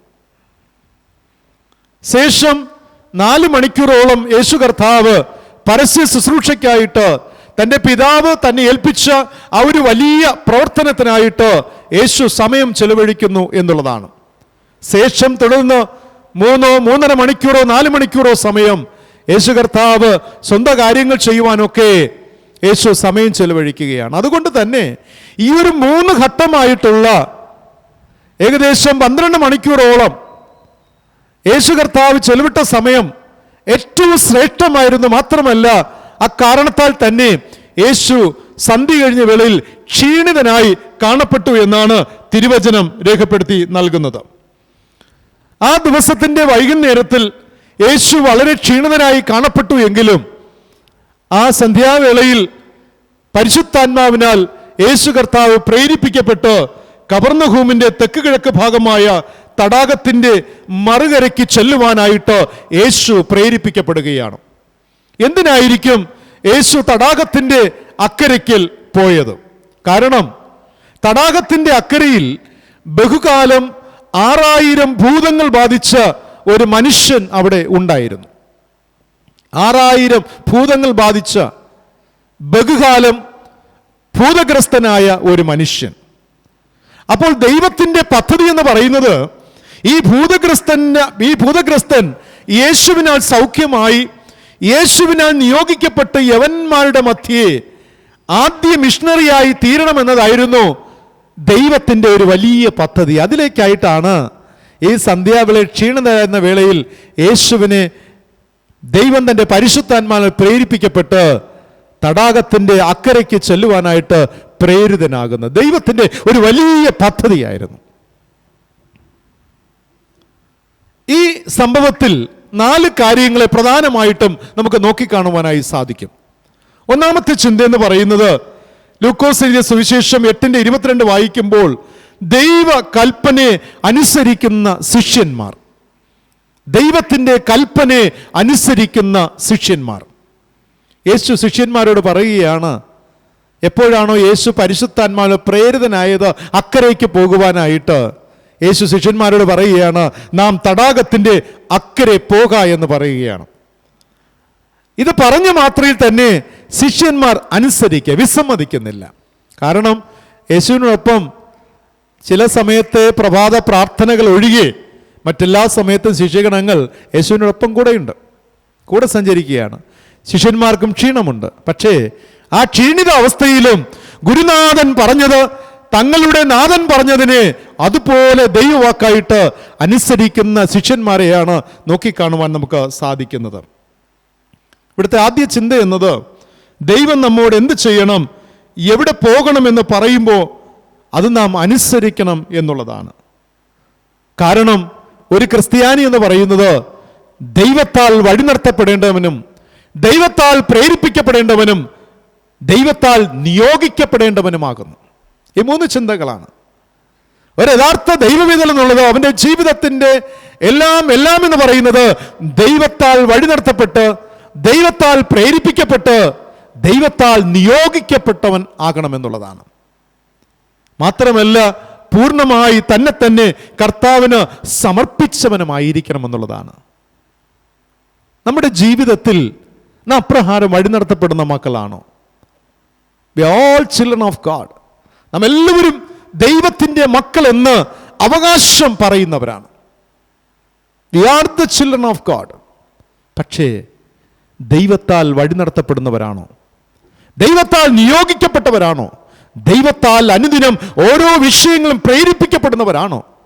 ദൈവഹിതത്തിന് പൂർണ്ണമായി സമർപ്പിക്കപ്പെട്ടവർ ആകുന്നുവോ? പ്രിയമുള്ളവരെ, യേശു എപ്പോഴാണോ നമ്മോട് പോകാമെന്ന് പറയുന്നത് നാം അവൻ്റെ കൂടെ ചെല്ലണമെന്നാണ് തിരുവചനം നമ്മെ ഓർപ്പിക്കുന്നത്. നമ്മിൽ ചിലരെങ്കിലും ദൈവം പറയാത്തപ്പോഴും ദൈവം പറയാത്ത സ്ഥലത്തും സഞ്ചരിക്കുന്നവരും ആയിരിക്കാം. അങ്ങനെ പോയി ആപത്തിലും കുഴപ്പത്തിലും പെട്ടിരിക്കുന്നവർ ആയിരിക്കാം. അങ്ങനെയെങ്കിൽ ചിന്തിക്കുക, ദൈവം പറയാത്ത സ്ഥലത്താണ് നാം ആയിരിക്കുന്നത്. ചില പ്രത്യേക ഇഷ്യൂസ്, പ്രശ്നങ്ങൾ, സങ്കടങ്ങൾ, വിഷമതകൾ, വേദനകൾ ചിലതൊക്കെ ജീവിതത്തിൽ വരുമ്പോൾ ദൈവം പറയാത്തത് ചെയ്തതുകൊണ്ടാണ്, ദൈവം ആഗ്രഹിക്കാത്തത് തീരുമാനിച്ചത് കൊണ്ടാണ്, ദൈവം ആഗ്രഹിക്കാത്ത സ്ഥലത്ത് നാം പോയത് കൊണ്ടായിരിക്കാം ഇന്ന് നാം ഇത്രയധികം ഒരു കുഴപ്പത്തിലായിരിക്കുന്നു എന്നുള്ളതാണ്. എന്നെ കേൾക്കുന്ന പ്രിയ ദൈവജനമേ, ഒരു യഥാർത്ഥ ദൈവ പൈതൽ ദൈവാത്മാവിനാൽ വഴി നടത്തപ്പെടുന്നവനായിരിക്കണം. കാരണം അനുസരണം എന്നത് ക്രൈസ്തവ ജീവിതത്തിൻ്റെ മുഖമുദ്രയാകുന്നു. Obedience is the hallmark of Christian life എന്നതാണ്. അനുസരണം ക്രൈസ്തവ ജീവിതത്തിൻ്റെ മുഖമുദ്രയായി നൽകപ്പെട്ടിരിക്കുമ്പോൾ ഒരു യഥാർത്ഥ ദൈവപൈതൽ ദൈവത്തെയും ത്രിത്വ ദൈവത്തെയും പരിശുദ്ധാത്മാവിനെയും അനുസരിച്ച് അതിൻ പ്രകാരം വഴി നടത്തപ്പെടേണ്ടുന്നവനാണ് എന്നാണ് തിരുവചനം നമ്മെ ഓർപ്പിക്കുന്നത്. ദൈവ കൽപ്പനയെ അനുസരിക്കുന്ന ശിഷ്യന്മാർ. 23 വാക്യം വായിക്കുമ്പോൾ അവിടെ ഇപ്രകാരം രേഖപ്പെടുത്തിയിരിക്കുകയാണ്, തടാകത്തിൻ്റെ ക്ഷോഭം. കർത്താവായ യേശുവിൻ്റെ വാക്കിനനുസരിച്ച് യേശുവും ശിഷ്യന്മാരും പടവ് കയറി തടാകത്തിന് മറുകരയിലേക്ക് യാത്രയാവുകയാണ്. പെട്ടെന്ന് തടാകത്തിൽ ഒരു ചുഴലിക്കാറ്റ് രൂപം കൊണ്ടു എന്നും വെള്ളം ഉയർന്ന് അത് പടകിൽ കയറി പടക് മുങ്ങുമാറാകുന്ന ഒരനുഭവത്തിലേക്ക് ആയിത്തീരുന്നു എന്നുള്ളതാണ് തടാകത്തിൻ്റെ ക്ഷോഭം. ക്രിസ്തീയ ജീവിതം എന്ന് പറയുന്നത് മൃദുവായ ഒന്നല്ല. ഈ ശിഷ്യന്മാർക്ക് തങ്ങൾ മീൻപിടുത്തക്കാർ ആയിരുന്നത് കൊണ്ട് ഗലീല കടലിൻ്റെ എല്ലാ അവസ്ഥകളും ഇവർക്ക് വ്യക്തമായി അറിയാം, നല്ല ബോധ്യമുണ്ട്. ഓരോ പൾസും, തടാകത്തിൻ്റെ ഓരോ പൾസും ഇവർ അറിഞ്ഞിരുന്നു എന്നുള്ളതാണ്. തങ്ങളുടെ ചെറിയ ബോട്ട് തടാകത്തിൽ ഇറക്കിയപ്പോൾ തന്നെ പ്രശ്നം ആരംഭിക്കുകയാണ്. പലപ്പോഴും നമ്മുടെ ജീവിതത്തിൽ വളരെ ആഗ്രഹിച്ച് ഒരു കാര്യം ചെയ്യുവാൻ ഇറങ്ങിയപ്പോൾ തന്നെ പ്രശ്നം ആരംഭിക്കുകയാണ്. ഒരു ചെറു കച്ചവടമാകാം, മക്കളുടെ ഒരു നല്ല കാര്യത്തിന് വേണ്ടിയാകാം, വളരെ ആഗ്രഹിച്ച് നമ്മൾ വളരെ നൈപുണ്യമുള്ളവരായിരിക്കാം, ആ മേഖലയെക്കുറിച്ച് എല്ലാവിധമായ വിവരണങ്ങൾ സമഗ്രമായി നമ്മുടെ ജീവിതത്തിൽ ഉള്ള വ്യക്തിയായിരിക്കാം. എങ്കിൽ പോലും വളരെ പദ്ധതിയോട് ആരംഭിച്ചു തുടങ്ങിയതേയുള്ളൂ, ഒരു വലിയ പ്രശ്നം നേരിടുകയാണ്. ഇതൊരു അസാധാരണ സംഭവമല്ല. ശിഷ്യന്മാരെ സംബന്ധിച്ച് അവർ പടക് ഇറക്കിയ ഉടനെ ഈ ഒരു വലിയ പ്രതിസന്ധി നേരിട്ടത് അസാധാരണമായ സംഭവം, സാധാരണയായി സംഭവിക്കുന്നതാണ്. കാരണം ഗലീല കടലിൻ്റെ വിസ്തൃതി എന്ന് പറയുന്നത് വടക്ക് തെക്ക് 13 മൈലും കിഴക്ക് പടിഞ്ഞാറ് 8 മൈലും അടങ്ങുന്ന അപ്രകാരമുള്ള വിസ്തൃതിയിലാണ് ഗലീല തടാകത്തിൻ്റെ സ്ഥിതി എന്ന് പറയുന്നത്. മാത്രമല്ല സമുദ്രനിരപ്പിൽ നിന്നും ഈ തടാകം സ്ഥിതി ചെയ്യുന്നത് 680 അടി താഴ്ചയിലാണ്. ഈ തടാകത്തിന് ചുറ്റും പർവ്വത നിരകളാണ്. ഈ തടാകത്തിൽ പെട്ടെന്നുള്ള ക്ഷോഭവും ചുഴലിക്കാറ്റും സർവ്വസാധാരണമാണ്. അതിനൊരു കാരണമുണ്ട്. ഹെർമോൻ മലകളിൽ നിന്നും മെഡിറ്ററേനിയൻ താഴ്വരയിൽ നിന്നുമുള്ള തണുത്ത കാറ്റ് പർവ്വത നിരകൾ താണ്ടി വരുമ്പോൾ ഈ കാറ്റ് ചൂട് പിടിക്കും. ഈ ചൂട് കാറ്റ് എപ്പോഴാണോ ഈ തടാകത്തിൻ്റെ മുകളിലുള്ള ഈർപ്പമുള്ള വായുവുമായി ചേരുമ്പോൾ അത് തടാകത്തിലെ ജലത്തിൻ്റെ മർദ്ദത്തെ വർദ്ധിപ്പിക്കുകയും അത് പതിവിന് വിപരീതമായി ഉയർന്നു പൊങ്ങുകയും വലിയ ക്ഷോഭം തൽഫലമായി ഉണ്ടാകുകയും ചെയ്യുന്നു എന്നതാണ്. അപ്പോൾ ഇവരുടെ യാത്രയുടെ തുടക്കം ഇപ്രകാരം ക്ലേശത്തിലൂടെ ആരംഭിക്കുകയാണ്. ദൈവത്തിൻ്റെ പരിശുദ്ധാത്മാവിനെ നിയോഗിക്കപ്പെട്ട് ഒരു വലിയ ദൗത്യത്തിനായിട്ട് പ്രേരിപ്പിക്കപ്പെട്ടു എങ്കിലും, ഒരു പ്രതീക്ഷയോടുള്ള തുടക്കമെങ്കിലും, ആ പ്രതീക്ഷ ആരംഭിക്കുന്നത് ക്ലേശത്തിലൂടെയാണ്, പ്രതിസന്ധിയിലൂടെയാണ്. യേശു തൻ്റെ ശാരീരിക ക്ഷീണം നിമിത്തം, പകൽ സമയത്തെ ശുശ്രൂഷകൾ നിമിത്തം ക്ഷീണിതനായതുകൊണ്ട് പടകിൻ്റെ പുറകു ഭാഗത്തിരുന്ന് വിശ്രമിക്കുകയായിരുന്നു, അഥവാ ഉറങ്ങുകയായിരുന്നു എന്നാണ് ഈ ഭാഗം നമ്മെ പഠിപ്പിക്കുന്നത്. പെട്ടെന്നുണ്ടായ ചുഴലിക്കാറ്റിനാൽ വെള്ളം ക്ഷുഭിതമാവുകയും പടക് ഉയർന്നും പൊങ്ങിയും ഉള്ള അവസ്ഥയിൽ പടകിനുള്ളിൽ വെള്ളം കയറുകയും ഉണ്ടായി. ഇത് പടക് വെള്ളത്തിൽ താണു പോകുന്നതിന് കാരണമാകുന്ന ഒരനുഭവത്തിലേക്ക് ആയിത്തീരുകയാണ്. ഒരുപക്ഷെ ഇത് സാത്താൻ്റെ അഥവാ പിശാചിൻ്റെ തന്ത്രമായിരിക്കാം. കാരണം യേശുവിൻ്റെ സമയം വരുന്നതിന് മുമ്പ് യേശുവിനെയും ശിഷ്യന്മാരെയും എന്നേക്കുമായി ലോകത്തിൽ നിന്ന് നശിപ്പിക്കുക എന്നതായിരിക്കാം പിശാചിൻ്റെ തന്ത്രം. അതുകൊണ്ടായിരിക്കാം അപ്രകാരം ഒരു അനർത്ഥം അവിടെ കൊണ്ടുവന്നത്. കാരണം പിശാചും ചിന്തിച്ചിരുന്നു, യേശുവും ശിഷ്യന്മാരും ഈ തടാകം താണ്ടി അക്കരയ്ക്കൽ ചെന്ന് കഴിഞ്ഞാൽ അവിടെ ഒരു ഭൂതഗ്രസ്തൻ, ബഹുകാലം ഭൂതം ബാധിച്ച ഒരു മനുഷ്യൻ അവിടെ കിടപ്പുണ്ട്. അവന് സൗഖ്യമായി കഴിഞ്ഞാൽ അവൻ യവനന്മാരുടെ മധ്യയൊക്കെ ഒരു മിഷണറിയായി ശുശ്രൂഷ ചെയ്ത് അനേകം പേരെ ക്രിസ്തുവിൻ്റെ അനുയായിയുടെ കൂട്ടത്തിലേക്ക് ചേർക്കുവാൻ ഇടയായി തീരും. ആ ദൈവിക പദ്ധതിയെ നശിപ്പിക്കുവാൻ വേണ്ടി യേശുവിനെയും ശിഷ്യന്മാരെയും ഒക്കെ ഈ തടാകത്തിൽ തന്നെ നശിപ്പിക്കുക എന്ന ഒരു പ്രവർത്തനവും ആയിരിക്കാം. പക്ഷെ ഇതെല്ലാം സംഭവിക്കുമ്പോഴൊക്കെ യേശു ശാന്തമായി ഉറങ്ങുകയാണ്. യേശു ശാന്തമായി ഉറങ്ങുകയാണ്. പ്രിയമുള്ളവരെ, എനിക്ക് നിങ്ങളോട് പറയുവാനുള്ളത്, ദൈവത്തിൻ്റെ കൽപ്പന അനുസരിച്ച് നാം പോകുമ്പോൾ അഥവാ പ്രവർത്തിക്കുമ്പോൾ പ്രതിസന്ധി, ക്ഷോഭം, ചുഴലിക്കാറ്റ് ഇവയൊക്കെ സംഭവിക്കുമ്പോഴും ഇവയൊക്കെ നാം നേരിടുമ്പോഴും മറന്നു പോകരുത്, നിങ്ങളുടെ ഉള്ളിലൊരു സമാധാനം ഉണ്ടായിരിക്കും. ആമേൻ.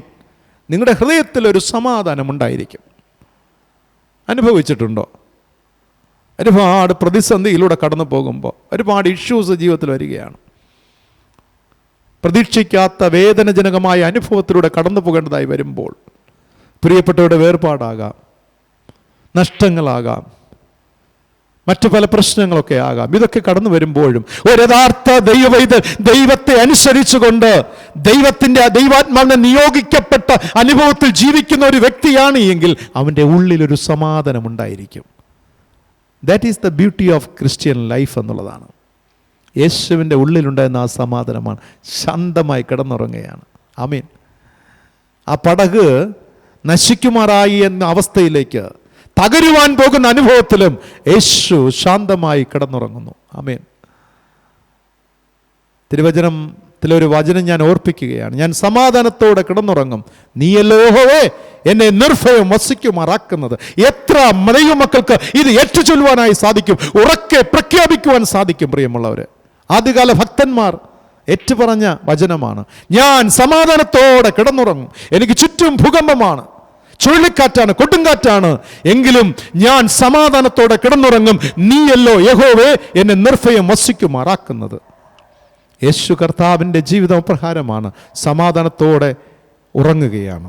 മൂന്നാമത്തെ ചിന്ത എന്ന് പറയുന്നത് 8-ാം അധ്യായത്തിൻ്റെ 23-ാമത്തെ വാക്യം വായിക്കുമ്പോൾ യേശുവിൻ്റെ ആത്മസംയമനം.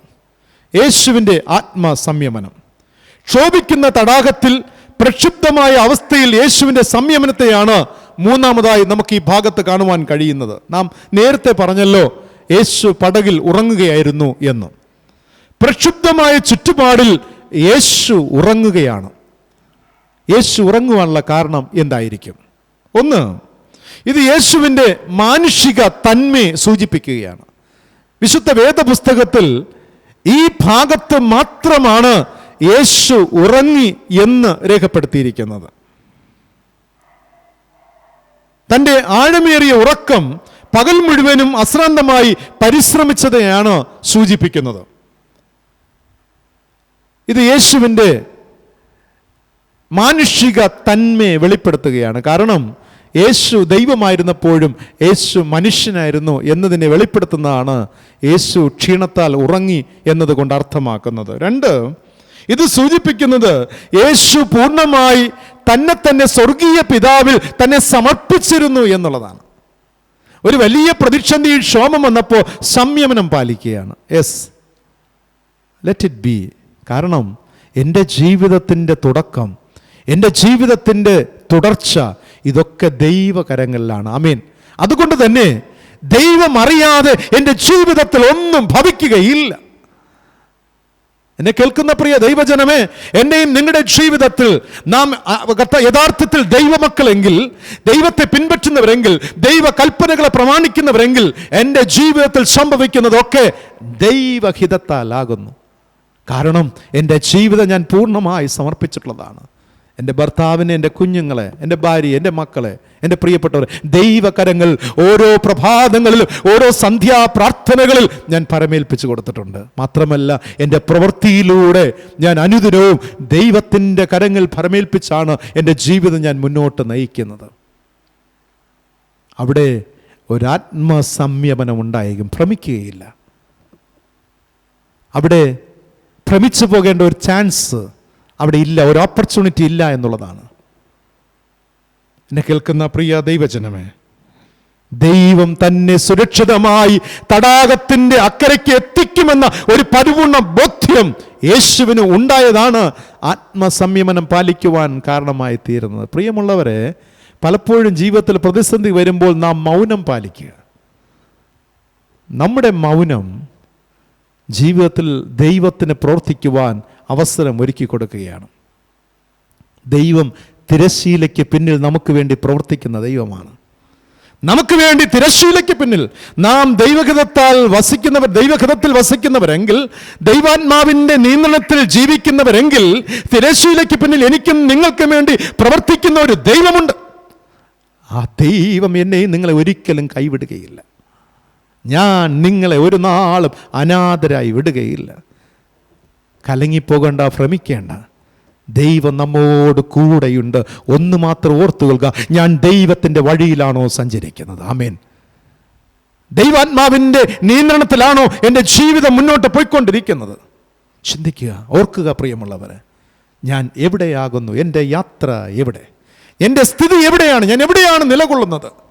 ഞാൻ ദൈവത്തിൻ്റെ കരങ്ങൾ പൂർണ്ണമായി സമർപ്പിക്കപ്പെട്ട ഒരു കുടുംബമാണോ, ഒരു വ്യക്തിയാണോ? ആത്മസംയമനം അവിടെ ഉണ്ടാകും പ്രിയമുള്ളവരെ. അതുകൊണ്ട് പ്രതികൂല അവസ്ഥയിലും യേശു ഭയപ്പെട്ടില്ല, കുലുങ്ങിയില്ല. യേശു ശാന്തമായിരിക്കുകയാണ്. എന്നെ ഏറെ സ്പർശിച്ച ഒരു വേദഭാഗം ഞാൻ വായിക്കുകയാണ്. യോഹന്നാൻ എഴുതിയ സുവിശേഷം 8-ാം അധ്യായം 29-ാമത്തെ വാക്യത്തിൽ യേശു ഇപ്രകാരം പറഞ്ഞു, എന്നെ അയച്ചവൻ എന്നോട് കൂടെ ഉണ്ട്, ഞാൻ എല്ലായ്പ്പോഴും അവന് പ്രസാദമുള്ളത് ചെയ്യുന്നത് കൊണ്ട് അവൻ എന്നെ ഏകനായി വിട്ടിട്ടില്ല. ആമേൻ. എപ്പോഴെങ്കിലും നിങ്ങൾ ഈ വചനം വായിച്ചിട്ടുണ്ടോ? Praise God. യേശു പറഞ്ഞതാണ്. യേശുവിൻ്റെ ഉറക്കെയുള്ള പ്രഖ്യാപനം, ഇറ്റ്സ് എ പ്രൊക്ലമേഷൻ, ഒരു വലിയ പ്രഖ്യാപനമാണ്. യേശു പറയുന്നു, എന്നെ അയച്ചവൻ എന്നോട് കൂടെയുണ്ട്. എന്നെ അയച്ചവൻ എന്നോട് കൂടെയുണ്ട്. ഞാൻ വീട്ടിൽ നിന്ന് ഇറങ്ങിയപ്പോൾ, എൻ്റെ യാത്ര തുടങ്ങിയപ്പോൾ എന്നെ പ്രേരിപ്പിച്ചത് പറഞ്ഞത് എൻ്റെ ദൈവമാണ്. എന്നെ അയച്ചവൻ, എന്നെ പ്രേരിപ്പിച്ചവൻ, എന്നെ വഴി നടത്തുവൻ, എന്നോട് മുന്നോട്ട് പോകുവാൻ പറഞ്ഞവൻ എന്നോട് കൂടെയുണ്ട്. യേശു പറയുന്നതാണ്. 2, ഞാൻ എല്ലായ്പ്പോഴും അവന് പ്രസാദമുള്ളത് ചെയ്യുന്നത് കൊണ്ട്. അങ്ങനെ ദൈവം എന്നെ നയിക്കുമ്പോൾ ഞാൻ എൻ്റെ വഴിയിൽ ദൈവത്തിന് പ്രസാദമായത് മാത്രം ചെയ്യുന്നു. ഞാൻ ഒരു മാനുഷിക ശബ്ദവും കേൾക്കുന്നില്ല. ആമേൻ. എൻ്റെ ചെവിയിൽ ഞാൻ മാനുഷിക ശബ്ദം കേൾക്കുന്നില്ല. ദൈവ ശബ്ദം കേട്ടുകൊണ്ട് ദൈവത്തിന് പ്രസാദകരമായത് മാത്രം ഞാൻ ചെയ്തുകൊണ്ടേയിരിക്കുന്നു. അതൊരു കൺഫർമേഷൻ, സ്ഥിരീകരണമാണ്. 3, അങ്ങനെ ചെയ്യുന്നത് കൊണ്ട് അവൻ എന്നെ ഏകനായി വിട്ടിട്ടില്ല. എന്നെ ഒരിക്കലും ഒറ്റയ്ക്ക് വിട്ടിട്ടില്ല. ദൈവസാന്നിധ്യം എപ്പോഴും എന്നോട് കൂടെ. ഞാൻ പോകുന്ന എല്ലാ യാത്രകളിലും, അത് രാത്രിയോ പകലോ എന്നില്ല, ദുർഘടമോ അതോ വളരെ ലളിതമായ വഴിയോ ഒന്നും അറിയില്ല, പക്ഷേ എന്നെ ഒരിക്കലും എൻ്റെ ദൈവം ഒറ്റയ്ക്ക് വിട്ടിട്ടില്ല. ശദ്രക്, മേശക്, അബേദ്നെഗോ ഒരു വലിയ പ്രതിസന്ധിയിൽ നിൽക്കുമ്പോഴും, അവരെ കെട്ടി തീച്ചൂളയിലേക്ക് എറിയുമ്പോഴും ദൈവം ഏകനായി വിട്ടില്ല. ദൈവം തൻ്റെ ദൂതനെ അയച്ചു. ദൈവം അവരോടൊപ്പം നടക്കുകയാണ്. ആ തീയിലൂടെ ഏകനായി വിട്ടില്ല. ദാനിയേലിനെ സിംഹക്കുഴിയിലേക്ക് ഇട്ടപ്പോൾ ദൈവം അവനെ ഒറ്റയ്ക്ക് വിട്ടില്ല. അവൻ ഏകനായി വിട്ടില്ല. ആമേൻ. യേശു ഇന്നും ജീവിക്കുന്നു. 4-ാമതായി 8-ാം അധ്യായത്തിൻ്റെ 24-ാം വാക്യം വായിക്കുമ്പോൾ ശിഷ്യന്മാരുടെ നിലവിളി. ഇവർ മീൻപിടുത്തക്കാരായിരുന്നതിനാൽ തടാകത്തിലെ ക്ഷോഭവും പടകിൻ്റെ ക്രമം തെറ്റലുമൊക്കെ കണ്ടപ്പോൾ ഇവർ പെട്ടെന്നൊന്ന് ഭയപ്പെടുകയാണ്. ഭയപ്പെട്ട് ആദ്യം ഇവർ പരിശ്രമിക്കുക ഒന്ന് നേരെയാക്കുവാനായിട്ട്. പടകിനെ ബാലൻസ് ചെയ്ത് നിർത്തുവാനായിട്ട് ശിഷ്യന്മാരെല്ലാം പണിപ്പെടുകയാണ്. കഴിയാതെ വന്നപ്പോൾ യേശുവിനെ ഉണർത്തുകയാണ്, നിലവിളിക്കുകയാണ്. അവർ പറയുകയാണ്, നാഥ, നാഥ, ഞങ്ങൾ നശിച്ചു പോകുന്നു. യേശുവിനെ ഉണർത്തി നിലവിളിയോടുകൂടെ ഉണർത്തുകയാണ്. യേശുവേ, നാഥ, നാഥ, ഞങ്ങൾ നശിച്ചു പോകുന്നു. ആമേൻ. ഇവിടെ ശിഷ്യന്മാരുടെ ദുർബല വിശ്വാസത്തെ കാണുവാൻ, അല്പവിശ്വാസത്തെ കാണുവാനായി സാധിക്കും. വിശ്വാസമുള്ളവരാ, they are having faith but little faith. ഇവിടെ സംഭവിച്ചത്, നാഥ എഴുന്നേറ്റ് കാറ്റിനെയും കടലിനെയും ശാസിക്കണമേ എന്ന് പറയുന്നതിന് പകരം വ്യത്യസ്തമായ ഏറ്റുപറച്ചിലാണ് പറയുന്നത്. ഞങ്ങളിതാ നശിച്ചു പോകുന്നു എന്ന് പറയും. ഞങ്ങളിതാ ഗോയിങ് ടു ബി ഡെസ്ട്രോയ്, ഞങ്ങളുടെ ജീവിതം ഇത് എന്നേക്കുമായി നശിച്ചു പോകാൻ പോവുകയാണ്. പത്രോസ് പോലും മനസ്സിലാക്കുന്നില്ല, ദൈവം തൻ്റെ ഏകജാതനായ പുത്രനെ ഈ ലോകത്തിലേക്ക് അയച്ചത് നശിക്കുവാനല്ല, ഈ ലോകത്തിലെ ജനം നശിപ്പിക്കുവാനല്ല, അല്ലെങ്കിൽ നശിപ്പിക്കപ്പെടുവാനല്ല, പകരം അവരെ രക്ഷിപ്പാൻ അത്രേ യേശു ഈ ലോകത്തിൽ അവതരിച്ചത്, ഞാനും നിങ്ങളും രക്ഷിക്കപ്പെടുവാൻ. പ്രിയമുള്ളവരെ, ദൈവപ്രവൃത്തികളെ തിരിച്ചറിയാത്തതാണ് ഭയത്തെ ഉളവാക്കുന്നത്. നമുക്ക് എപ്പോഴാണ് ഭയം വരുന്നത്? ദൈവത്തിൻ്റെ പ്രവൃത്തിയെ തിരിച്ചറിയാതെ പോകുമ്പോൾ, അത് മനസ്സിലാക്കുവാൻ കഴിയാതെ വരുമ്പോൾ, ഒരു ഇഷ്യൂ വരുമ്പോൾ, ഇവിടെ എൻ്റെ ദൈവം എനിക്ക് വേണ്ടി പ്രവർത്തിക്കും എന്ന തിരിച്ചറിവില്ലാതെ വരുമ്പോൾ ഭയമുണ്ടാകുകയാണ്, ഏറെ ചഞ്ചലപ്പെടുകയാണ്. ഈ ഒരു ചഞ്ചലമാണ് ശിഷ്യന്മാർക്ക് അവിടെ വളരെ സൈക്കോളജിക്കാണ്, മനഃശാസ്ത്രപരമായി മനസ്സിലാക്കുവാൻ കഴിയുന്നത്. ശിഷ്യന്മാർ ദൈവപ്രവർത്തികളെ വിസ്മരിക്കുകയാണ്. ഒരു നിമിഷം അവർ വിസ്മരിക്കുകയാണ്, മറന്നുപോവുകയാണ്. അതുകൊണ്ട് അയ്യോ, ഞങ്ങളിതാ നശിച്ചു പോകുന്നു. കഴിഞ്ഞ നാളുകളിൽ അവർക്ക് ഓർത്തെടുക്കാമായിരുന്നു 5 അപ്പവും 2 മീനും കൊണ്ട് 5000 പേരെ പോഷിപ്പിച്ചത്, മരിച്ച ലാസറിനെ ഉയർപ്പിച്ചത്, കാനാവിലെ കല്യാണ വീട്ടിൽ പച്ചവെള്ളത്തെ വീഞ്ഞാക്കിയത്, അന്ധന് കാഴ്ച നൽകിയത്, മുടന്തനെ നടക്കുമാറാക്കിയത്, കുഷ്ഠരോഗിയെ സൗഖ്യമാക്കിയത്, എത്രയോ അത്ഭുതങ്ങൾ, ദൈവപ്രവൃത്തികളെ കണ്ട ശിഷ്യന്മാർ മാത്ര നേരത്തിൽ ഭയപ്പെടുകയാണ്, ദൈവപ്രവൃത്തികളെ വിസ്മരിക്കുകയാണ്, തിരിച്ചറിയാതെ പോവുകയാണ്. പ്രിയമുള്ള ദൈവജനമേ, എത്രയോ അനുഭവങ്ങളിൽ നാം ഇന്ന് ഭയത്തിന്മത്തെ കാണുന്നുവെങ്കിൽ, നാം ഇന്ന് ഭയത്തോടെ ജീവിതത്തിൽ നേരിടുന്ന ആണെങ്കിൽ, ജീവിതത്തെ നാം ഒരുപക്ഷെ നമ്മുടെ ജീവിതത്തിൽ മുന്നോട്ട് പോകുന്നവരാണ് എങ്കിൽ ചിന്തിക്കുക, ദൈവപ്രവൃത്തികളെ എവിടെയോ നാം വിസ്മരിച്ചു എന്നുള്ളതാണ്. എവിടെയോ നാം മറന്നു കളഞ്ഞു. ഭയത്തിന് കാരണമില്ലാതിരിക്കുമ്പോൾ അല്പവിശ്വാസമുള്ളവർ ഭയപ്പെടുന്നു. ഭയത്തിന് കാരണമില്ലാതിരിക്കുമ്പോൾ അല്പവിശ്വാസമുള്ളവർ ഭയപ്പെടുന്നു എന്നുള്ളതാണ്. ഏറ്റവും ഒടുവിലത്തെ ചിന്ത എന്ന് പറയുന്നത് 4 കാര്യങ്ങൾ നാം ധ്യാനിക്കുകയുണ്ടായി. ഏറ്റവും ഒടുവിലത്തെ ചിന്ത എന്ന് പറയുന്നത് യേശു കാറ്റിനെയും തിരമാലകളെയും നിയന്ത്രിക്കുന്നു എന്നുള്ളതാണ്. ഇന്നത്തെ ഏറ്റവും ചിന്താവിഷയവുമായി ബന്ധപ്പെട്ട കാര്യമാണ്. യേശു കാറ്റിനെയും തിരമാലകളെയും നിയന്ത്രിക്കുന്നു. ശിഷ്യന്മാരുടെ നിലവിളി കണ്ട് യേശു എഴുന്നേറ്റ് നിന്ന് കാറ്റിനെയും കടലിൻ്റെ ഉഗ്രകോപത്തെയും ശാസിച്ച് യേശു നിയന്ത്രണത്തിന് കീഴിൽ കൊണ്ടുവരികയാണ്. ആർക്കെങ്കിലും ചരിത്രത്തിൽ ഇങ്ങനെ ചെയ്യുവാൻ കഴിഞ്ഞിട്ടുണ്ടോ? നിങ്ങൾ കേട്ടിട്ടുണ്ടോ, കണ്ടിട്ടുണ്ടോ? പ്രകൃതിയെ നിയന്ത്രിക്കുന്ന ഏതെങ്കിലും ഒരു ശക്തിയെ ശാസ്ത്രത്തിന് കണ്ടെത്തുവാൻ കഴിഞ്ഞിട്ടുണ്ടോ? ആമേൻ. ഭൂകമ്പം, ജലപ്രളയം, അതുപോലെ തന്നെ കൊടുങ്കാറ്റ്, ചുഴലിക്കാറ്റ്, ഇപ്രകാരമുള്ള പ്രകൃതി ദുരന്തങ്ങളെ ശാസിച്ചമർത്തുവാൻ ഈ ലോകത്തിലെ ഏതെങ്കിലും ശക്തിക്ക് കഴിഞ്ഞിട്ടുണ്ടോ? ഏതെങ്കിലും വ്യക്തിക്ക് കഴിഞ്ഞിട്ടുണ്ടോ? പക്ഷേ യേശുവിന് മാത്രം കഴിയുകയാണ്. ആർക്കും കഴിഞ്ഞിട്ടില്ല, യേശുവിന് മാത്രം.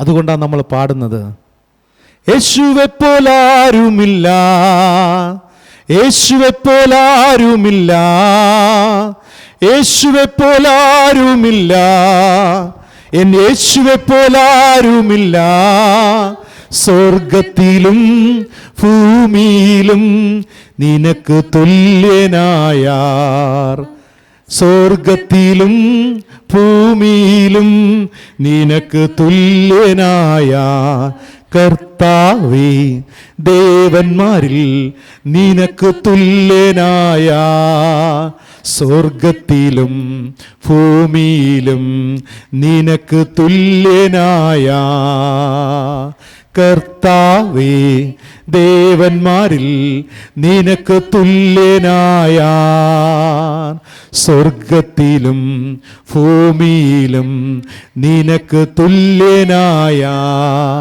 യേശുവെപ്പോലാരുമില്ല, എൻ യേശുവെപ്പോലാരുമില്ല, യേശുവെപ്പോലാരുമില്ല, നാം യേശുവെപ്പോലാരുമില്ല, സ്വർഗത്തിലും ഭൂമിയിലും നിനക്ക് തുല്യനായ, സ്വർഗത്തിലും ഭൂമിയിലും നിനക്ക് തുല്യനായ, എനിക്കുള്ളിലും നിങ്ങൾക്കുള്ളിൽ ഇരിക്കുന്ന യേശുവിന് തുല്യമായി മറ്റൊരു ശക്തി ഈ ലോകത്ത് ഇല്ല എന്ന് വേദപുസ്തകം ഉയർത്തി കാണിക്കുകയാണ്.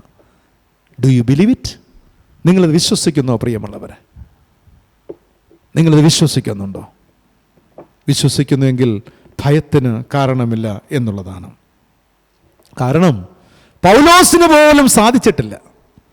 കാറ്റിനെയും കടലിനെയും നിയന്ത്രിക്കുവാൻ പൗലോസിന് പോലും കഴിഞ്ഞിട്ടില്ല. കാരണം 2 കൊരിന്ത്യർ 11:25 അപ്പോസ്തലപ്രവൃത്തി 27 വായിക്കുമ്പോൾ 4 പ്രാവശ്യം താൻ സഞ്ചരിച്ച കപ്പൽ ഛേദപ്പെടുകയുണ്ടായി എന്ന് രേഖപ്പെടുത്തിയിരിക്കുകയാണ്. See, oh Jesus is great, is a great saviour. അവൻ ശ്രേഷ്ഠനായ രക്ഷകനാകുന്നു. പ്രിയമുള്ളവരെ, ട്രസ്റ്റ് ചെയ്യുക, കണ്ണടച്ച് വിശ്വസിക്കുക. He never leave you alone. നിങ്ങൾ ഒറ്റയ്ക്ക് ഒരിക്കലും വിടുകയില്ല. യേശു ഒരിക്കലും നിങ്ങളെ ഒറ്റയ്ക്ക് വിടുകയില്ല, ഏകനായി നിങ്ങളെ വിടുകയില്ല. പ്രിയ കുടുംബമേ, നിങ്ങളെ ഏകയായി വിടുകയില്ല. നിങ്ങളുടെ കുടുംബത്തിനോട് കൂടെ ഇരിക്കും, നിങ്ങളുടെ മക്കളോട് കൂടെ ഇരിക്കും, ജീവിത പങ്കാളിയോട് കൂടിരിക്കും. യേശു വിടുകയില്ല. യേശുവിനെ സ്വന്തമാക്കിയ ഭാഗ്യമുള്ളവർ. അതുകൊണ്ട് ഭക്തന്മാർ പാടുന്നതാണ്, യേശുവിൻ സ്വന്തമായി തീർന്നതിനാൽ എന്തൊരു ഭാഗ്യം ഈ ലോക ജീവിതയാത്രയിൽ. യേശുവിൻ പക്ഷമായി തീർന്നതിനാൽ എന്താനന്ദം ഈ ഭൂവിൽ വാസം. എന്തുകൊണ്ടാണ്? I have no fear at all because my Jesus is with me. യേശു എനിക്ക് ഉള്ളിലുണ്ട്, എനിക്ക് ഫിയർ ഇല്ല, പേടിയില്ല. ഇവിടെ യേശു നിലവിളി കേട്ട് എഴുന്നേറ്റ് യേശു കാറ്റിനെയും കടലിന്റെ ഉഗ്രകോപത്തെയും ശാസിക്കുകയാണ്. ശാസിച്ച വേളയിൽ വേദപുസ്തകം പറയുന്നു എല്ലാം ശാന്തമാകുകയാണ്.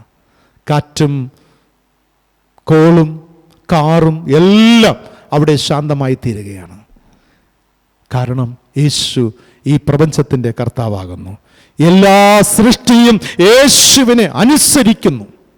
എല്ലാ സൃഷ്ടിയും യേശുവിനെ അനുസരിക്കുന്നു. മഹാത്ഭുതമല്ലേ പ്രിയമുള്ളവരെ? എല്ലാ സൃഷ്ടികളും ദൈവത്തെ അനുസരിക്കുന്നത്. കേൾക്കുക, അനുസരണത്തിലൂടെ സൃഷ്ടി ദൈവത്തിൻ്റെ മഹത്വം വെളിപ്പെടുത്തുന്നു. ആമേൻ.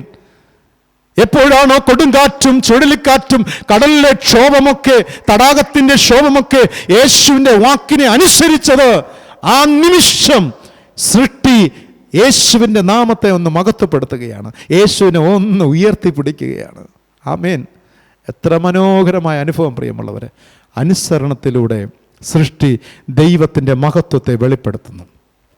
എന്നെ കേൾക്കുന്ന പ്രിയ ദൈവജനമേ, എൻ്റെ ജീവിതത്തിലൂടെ, എൻ്റെ കുടുംബത്തിലൂടെ എപ്പോഴെങ്കിലും ഞാൻ എൻ്റെ യേശുവിനെ മഹത്വപ്പെടുത്തിയിട്ടുണ്ടോ?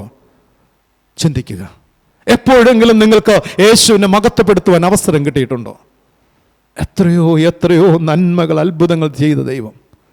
ദൈവത്തെ ഒന്ന് അനുസരിക്കുന്നതിലൂടെ, ദൈവത്തിന് കീഴ്പ്പെടുന്നതിലൂടെ യേശുവിനെ ഉയർത്തി കാണിക്കുവാൻ സാധിച്ചിട്ടുണ്ടോ? നോ, ഞാൻ ആ വഴിക്കില്ല. എൻ്റെ യേശുവാകുന്നു എല്ലാം. ഞാൻ യേശുവിൻ്റെ പാതയിൽ സഞ്ചരിക്കുന്ന മകൻ, യേശുവിൻ്റെ വഴിയിൽ സഞ്ചരിക്കുന്ന കുടുംബം. അനീതി ചെയ്യുവാൻ ഞാനില്ല, അക്രമം ചെയ്യുവാനില്ല, ദോഷമായ വഴികളിലേക്ക് ഞാൻ ഇല്ല എന്ന് പറഞ്ഞ് യേശുവിൻ്റെ നാമത്തെ ഉയർത്തുവാൻ പ്രിയ സ്നേഹിത, സ്നേഹിതേ, പ്രിയ ദൈവജനമേ, നിങ്ങൾക്ക് കഴിഞ്ഞിട്ടുണ്ടോ? അവിടെയാണ് ജീവിതത്തിൻ്റെ വിജയം. ഒരു ശരാശരി ക്രിസ്ത്യാനിയായി ജീവിക്കുന്നതല്ല മഹാത്മ്യം. ഒരു ശരാശരി ക്രിസ്ത്യാനിയായി ജീവിക്കാൻ എല്ലാവർക്കും കഴിയുന്നതാണ്. വ്യത്യസ്തമായി ജീവിക്കുക, ദൈവത്തെ അനുസരിച്ച് എൻ്റെ പ്രവൃത്തിയിലൂടെ ദൈവത്തിൻ്റെ നാമം മഹത്വപ്പെടണം. ഓ, ഇന്ന പേഴ്സണാണോ, ഈ വ്യക്തിയാണോ ദൈവത്തെ ഒരുപാട് ഉയർത്തി കാണിക്കുന്നൊരു വ്യക്തി? തൻ്റെ സ്വഭാവത്തിലൂടെ, തൻ്റെ ജീവിതത്തിലൂടെ, തൻ്റെ പ്രാർത്ഥനയിലൂടെ, തൻ്റെ അനുദിന കാര്യാദികളുടെ, അനുദിന ചര്യകളിലൂടെയൊക്കെ ദൈവത്തെ ഉയർത്തി കാണിക്കുന്ന വ്യക്തി. എന്നെ കേൾക്കുന്ന പ്രിയ ദൈവജനമേ, എത്രയോ അവസരങ്ങൾ തന്നു നമ്മുടെ വായ്മൊഴിയിലൂടെ യേശുവിനെ മഹത്വപ്പെടുത്തുവാൻ കഴിയുന്നുണ്ടോ?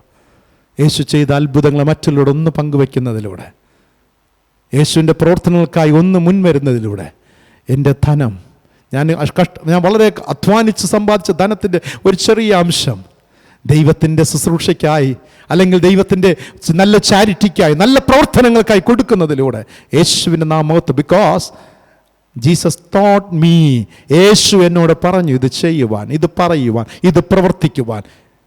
എൻ്റെ ജീവിതത്തിൽ ഈ താലന്ത്, എന്നിലുള്ള ഈ താലന്ത് മറ്റുള്ള നന്മയ്ക്കായി വിനിയോഗിക്കുവാൻ. ഞാൻ പാടുന്ന ഒരു പാട്ട്, എൻ്റെ ഒരു കുഞ്ഞു പ്രാർത്ഥന ദൈവത്തിൻ്റെ മഹത്വത്തെ വെളിപ്പെടുത്തുന്നതായി തീരണം. അവിടെ ആവണം നമ്മുടെ ജീവിതത്തിൻ്റെ വ്യത്യസ്തത പ്രിയമുള്ളവരെ. എല്ലാവർക്കും എല്ലാവരെ പോലെ ജീവിക്കുന്നതായിട്ടല്ല, ഞാൻ എല്ലാവരെ പോലെ ജീവിക്കുന്നതായിട്ടല്ല, മറ്റുള്ളവരെ അനുകരിക്കുന്നതായിട്ടല്ല, ഞാൻ വേദപുസ്തകത്തെ അനുകരിക്കുന്ന വ്യക്തിയായി തീരണം. എനിക്ക് മുൻപായി വെച്ചിട്ടുള്ള ക്രിസ്തുവാകുന്നു, കുഞ്ഞാടാകുന്ന ക്രിസ്തു. അപ്പോസ്തലൻ പൗലോസ് പറഞ്ഞു, ക്രിസ്തു യേശുവിലുള്ള ഭാവം തന്നെ നിങ്ങളിലും ഉണ്ടാകട്ടെ. എപ്പോഴാണോ ക്രിസ്തുവിലെ ഭാവം നമ്മിലേക്ക് വരുന്നത്, നമ്മിലൂടെ, സൃഷ്ടിയുടെ മകുടമായ മനുഷ്യരിലൂടെ, മാനവ ജനതയിലൂടെ യേശുവിൻ്റെ നാമം, ത്രിത്വ നാമം മഹത്വപ്പെടുകയാണ്. അവിടെയാണ് ദൈവം നമ്മിൽ ഒരുപാട് സന്തോഷിക്കുന്നത്. അവിടെയാണ് നാം ദൈവത്തെ മഹത്വപ്പെടുത്തുന്നത്. കണ്ണുകളടയ്ക്കാം, ദൈവത്തോട് പ്രാർത്ഥിക്കാം. സ്വർഗത്തിനും ഭൂമിക്കും നാഥനായിരിക്കുന്ന സർവശക്തനായ സ്വർഗീയ പിതാവാം നല്ല ദൈവമേ, അനുഗ്രഹിക്കപ്പെട്ട ഈ മനോഹരമായ പ്രഭാതവേളയ്ക്കായി സ്തോത്രം. ഞങ്ങളോട് സംസാരിച്ച നല്ല ചിന്തകൾക്കായി സ്തുതിക്കുന്ന കർത്താവേ.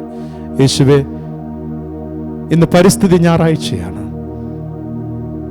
ഞങ്ങൾക്ക് ചുറ്റുമുള്ള പരിസ്ഥിതികൾ, ഈ പ്രപഞ്ചം ദൈവത്തിൻ്റെ മഹത്വത്തെ വെളിപ്പെടുത്തുമ്പോൾ, പ്രിയ പിതാവേ, സൃഷ്ടിയുടെ മകുടമായ മനുഷ്യൻ ഞങ്ങൾ, കർത്താവേ, ഞങ്ങളുടെ പ്രവൃത്തികളിലൂടെ അങ്ങേ മഹത്വപ്പെടുത്തുവാൻ സഹായിക്കണം. അതിൻ്റെ പ്രാരംഭ പടി എന്ന് പറയുന്നത് അങ്ങേ അനുസരിക്കുന്ന മക്കളായി ഞങ്ങൾ തീരട്ടെ കർത്താവേ.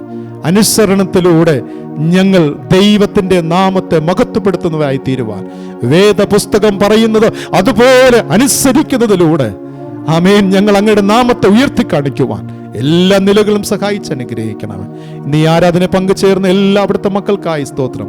വ്യക്തികളായി കുടുംബമായി യേശുവിൻ്റെ നാമത്തിൽ അടിയങ്ങൾ അനുഗ്രഹിച്ച് ആശീർവദിച്ച് പ്രാർത്ഥിക്കുന്നു. യേശുവിൻ്റെ നാമം മഹത്വപ്പെടും. എല്ലാ നന്മകൾക്കായി സ്തോത്രം. മാനം മഹത്വം പൊഴിച്ച എല്ലാം യേശുവിനായി തീരട്ടെ. വരുന്നാളുകളിലപ്പ കർത്താവിൻ്റെ നാമം ഞങ്ങളുടെ മഹത്വപ്പെടുവാൻ സഹായിച്ച് അനുഗ്രഹിക്കണമെന്ന് യേശു രക്ഷിതാവിൻ്റെ നാമത്തിൽ പ്രാർത്ഥിക്കുന്നു. പ്രാർത്ഥന കേൾക്കണം സ്വർഗീയ നല്ല പിതാവേ. ആമീൻ, ആമീൻ, ആമീൻ. തുടർന്ന് നമുക്ക് എല്ലാവർക്കും പാട്ടുപുസ്തകത്തിലെ 479 ഗീതം, സർവ്വ സൃഷ്ടികളും ഒന്നായി പുകഴ്ത്തിയിടുന്ന സൃഷ്ടാവിനെ സ്തുതിക്കും ഞാൻ എന്നാരംഭിക്കുന്ന 479 ഗാനം നമുക്ക് ഏവർക്കും ചേർന്ന് കരമടിച്ച് പാടി ദൈവത്തെ മഹത്വപ്പെടുത്താം.